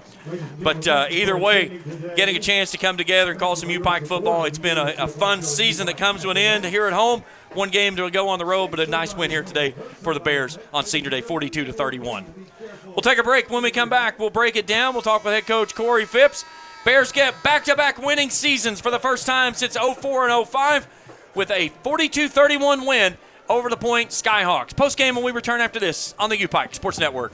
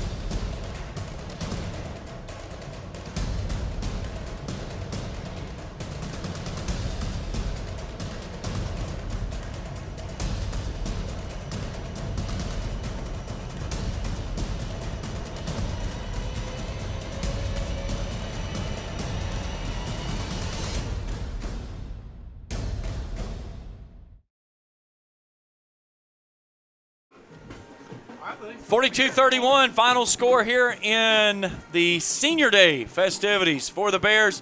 They win it, back-to-back winning seasons for the first time since 04 and 05. And more importantly, they close it out here at home before heading on the road to St. Andrews next week to finish up the regular season. Coach Corey Phipps joining me here in the press box for some post-game commentary. We didn't have you Dr. Pepper today. Somebody dropped it. We have to fire Rick for that one. I had some Orange Ale 8 on the sideline. I had some Orange Ale 8. That's gross. Coach, we were talking about in the ball game, and I said of all the numbers that goes together, everything that happened in this game, there was one play that to me that stood out more than anything. Alex Sanders making this catch right here on that final drive and going out of bounds. Yeah. That saves you 12 seconds that you would not have had to get that final touchdown to score at halftime and even the game at 17. Yeah, it was real headsy, and we knew that play, that route kind of got us close to the sideline, kind of usually exhausts itself near the sideline. So he did a good job of getting out of bounds, real headsy. You know, we didn't run the ball worth a flip today, but we knew their D-line was going to be really good, and I'm not sure what the stats say here, but probably some okay things. 18-26 on rushing, but you go through the air for 432. Lee clean in the second half, and Diego Soto a career day, 162 yards on 7 catches, 3 touchdowns. Yeah, that's pretty big. Pretty big. That's what we expected out of him all season. He was a little bit banged up, so now he's back in action. And man, you just can't – you know, I told our guys at halftime, I said, you know, we played like dog crap defensively first quarter. We played like dog crap offensively the second quarter, and then we – you know, kind of scraped it off our shoes and got a score to get it tied up. Let's not, you know, I don't like dog crap. Let's not play like it anymore. And they all laughed, and we kind of carried on. How big was it? They come out of the second half, and they go right down and score, go up by 7, and then you guys put up 25 unanswered and put the game out of reach. Did you like the response that you saw there playing from behind with the adversity on the second half? Yeah, I did, you know, and I think the Heat made a little bit of a middle midget of us, you know, or I don't know if you can say that anymore, but it made us a little soft. How about that? So we just did not respond to the Heat. And I told our guys, I said, we're a bunch of soft Yankees up here near the Ohio River, and they're down there in South Georgia, you know, near the equator and the gates of hell. I said, this Heat ain't bothering them, but it's hurting y'all. And Lee kind of admitted, you know, I feel sluggish. I have all day since I woke up this morning. Don't know what his deal is, but he needs to quit eating spicy food on Friday nights because, you know, it wasn't good in the first half, and he doesn't usually throw picks. And, you know, I will give it to Lee. He threw those picks. Yes. They weren't like great plays by them. They were plays they had to make. They were so clean and obvious. But, I mean, once again, 5 touchdowns. I don't know. He's averaged 5 touchdowns a game over the last 4 or 5 weeks, and, you know, throws for 430, and, you know, those are all good things. And, you know, but it was good to see some guys get some action. They were seniors. We finally extended it there a little bit to get some guys in, so that's always good good late. But, you know, you look at the stats here. I think I've got the first half sheet in my hands there. But I'm looking, you know, here you got Soto for 162. You know, Lee threw for 214 in the second half. Yeah, I think he had 218 in the first half, didn't he? Yeah. So, yeah, Griff, you know, 7 catches for 92 and a touchdown. Ben Henson, 3 for 68. You know, Sanders, 7 for 42, you know, and Barton and Stafford all kind of contribute a little bit. But, you know, I see 1, 2, 3, 4, 5, 6, 7, 8, 9 guys that touched the ball through the air. And, you know, that little sweep where we bring them across and touch pass it, I was glad that your statisticians saw that was a pass and not a run. That's usually something we got to change after the game. So that's good stuff. And, you know, you flip around, rushing wasn't great, but, you know, we still were in the positive on the net. So, you know, the sacks hurt us. You know, I just think, you know, 33 of 55. You know, he's usually about 60%, so that's par for the course. We usually don't give up 2 sacks. That's not good for Coach Tonelli. He takes that stuff personal. So, but I thought their defensive line is dynamite. You talked to me before the game. You said you felt like this was the best defense in the conference, and you could really see the pressure they were getting, especially they would mix up their blitzes so well there in the first half. Yeah, overall, I think, you know, probably I would say Reinhardt's a better defense, but the best front 7, the best defensive line, number 6, that outside backer, number 44, that defensive end. I'm bad about names on my own players, let alone somebody else's, but, you know, those cats can go. They could play for me any day. Let's talk about your defense today, because you get 3 takeaways through the air.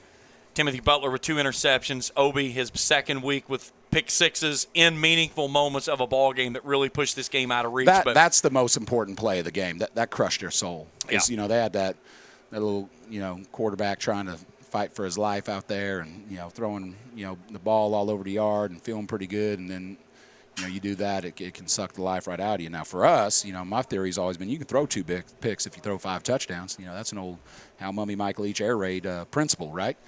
So sometimes they're as good as a punt is what we tell people. But one of the things that hurt us a little bit there was because scored a few more points. If Jake Headley, I think he might be a little bit banged up for some reason all of a sudden, and the other jam there is. In the first half, our snapper, Ethan Offa, got a little banged up, so we did probably a little bit more quick kicking than Sandorf likes because he's a pretty good punter. But, with the snapping situation the way it was is why we did what we did. So kind of crazy day, But I tell you, 2004, 2005, last time there were back-to-back winning seasons here. So I'm super proud of my guys for that. I'm super proud of them for going out this week and killing it in community service. We participated in a sensory kind of specific special needs, trick-or-treating deal with a bunch of different athletes. So I'm proud of our whole athletic department for that. We flip around and, we got 4 groups out on Friday doing community service before this. And, it goes back to, I think we really do believe in what Dr. King said. Everyone can be great because everybody can serve. And, see our guys and our servant leaders for each other, too, picking up the slack when you need it. So that's pretty awesome. A name I called a lot today from that defensive line, Michael Pryor. Yeah, Michael Pryor. Where'd this kid come from? Man, he played out today. Well, Michael was here and then left and then came back and was out of shape and finally got in shape. So, I get it. I'm a big guy. Round is a shape. It's not the shape you want to be in as a football player, though. So, I mean, it's tremendous. So, I just I'm so proud to be a Bear, so proud to be a part of the mountains and the community that we're in here. It's just, I think about all the guys that they've been with me a long time, and I know you got to get off the air, but, when I think about those seniors, man, gosh, I think about Mari Hardwick, who's been with us a long time.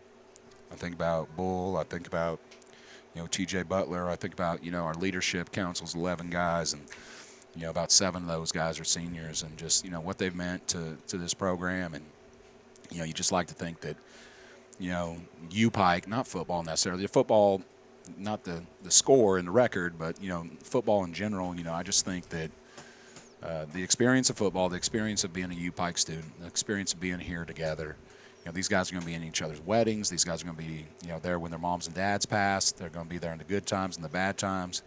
These guys are going to be members of city government. They're going to be, teachers. They're going to be entrepreneurs. They're going to be guys that really are the agent for change and wherever they go. And if you look at it, those guys, some of them will stay right here in the mountains, maybe because they met a pretty girl, and we know local girls don't believe. You know that. But they might go back to Florida. They might go back to California. They might go all over this country. They might, end up in, places all over the world. And they take a little bit of that shining light on the hill, U-Pike, with them. And I think, that's what people got to remember. We want to win national championships, trust me. I'm as competitive as anybody. But who we are as people in this program right now is as solid as any program in the country. I will put that up against anybody. Coach, congratulations on the win. Back-to-back winning seasons for the first time since 04 and 05, and chance to go to 7 wins next week on the road to St. Andrews. A heck of a way to close out a year. Yeah, absolutely. So we're going to go to the cow pasture in Lawrenceburg and get a game on. Have at it. Thank Coach, you, buddy. Always a pleasure, my Appreciate man. it. Coach Corey Phipps joining us here in post-game coverage. That's it for us today, guys. Again, a hat tip to our crew that has been with us through the entire season. David Chapman, Zach Meeks, Maggie Purvis, and Seth Witt along with us today. And then, of course, I've got Charlie that's been with me for the last couple of years, and I can't say enough about Rick and Wyatt, the job they do through the Sports Information Office here at U-Pike, and of course, Coach Corey Phipps and all of his great staff here for the Bears. Hard to believe we put another season in the books here on our coverage here on the U-Pike Sports Network. So the Bears victorious on Senior Day, 42-31 over the Point Skyhawks. They move to 6-3 on the season. They'll round things up down at St. Andrews next Saturday to wrap up the 23 campaign. For everyone at the U-Pike Sports Network, Charlie Pinson, I'm James Collier saying good afternoon, and thanks for tuning in with us here on another season of U-Pike Football on the U-Pike Sports Network.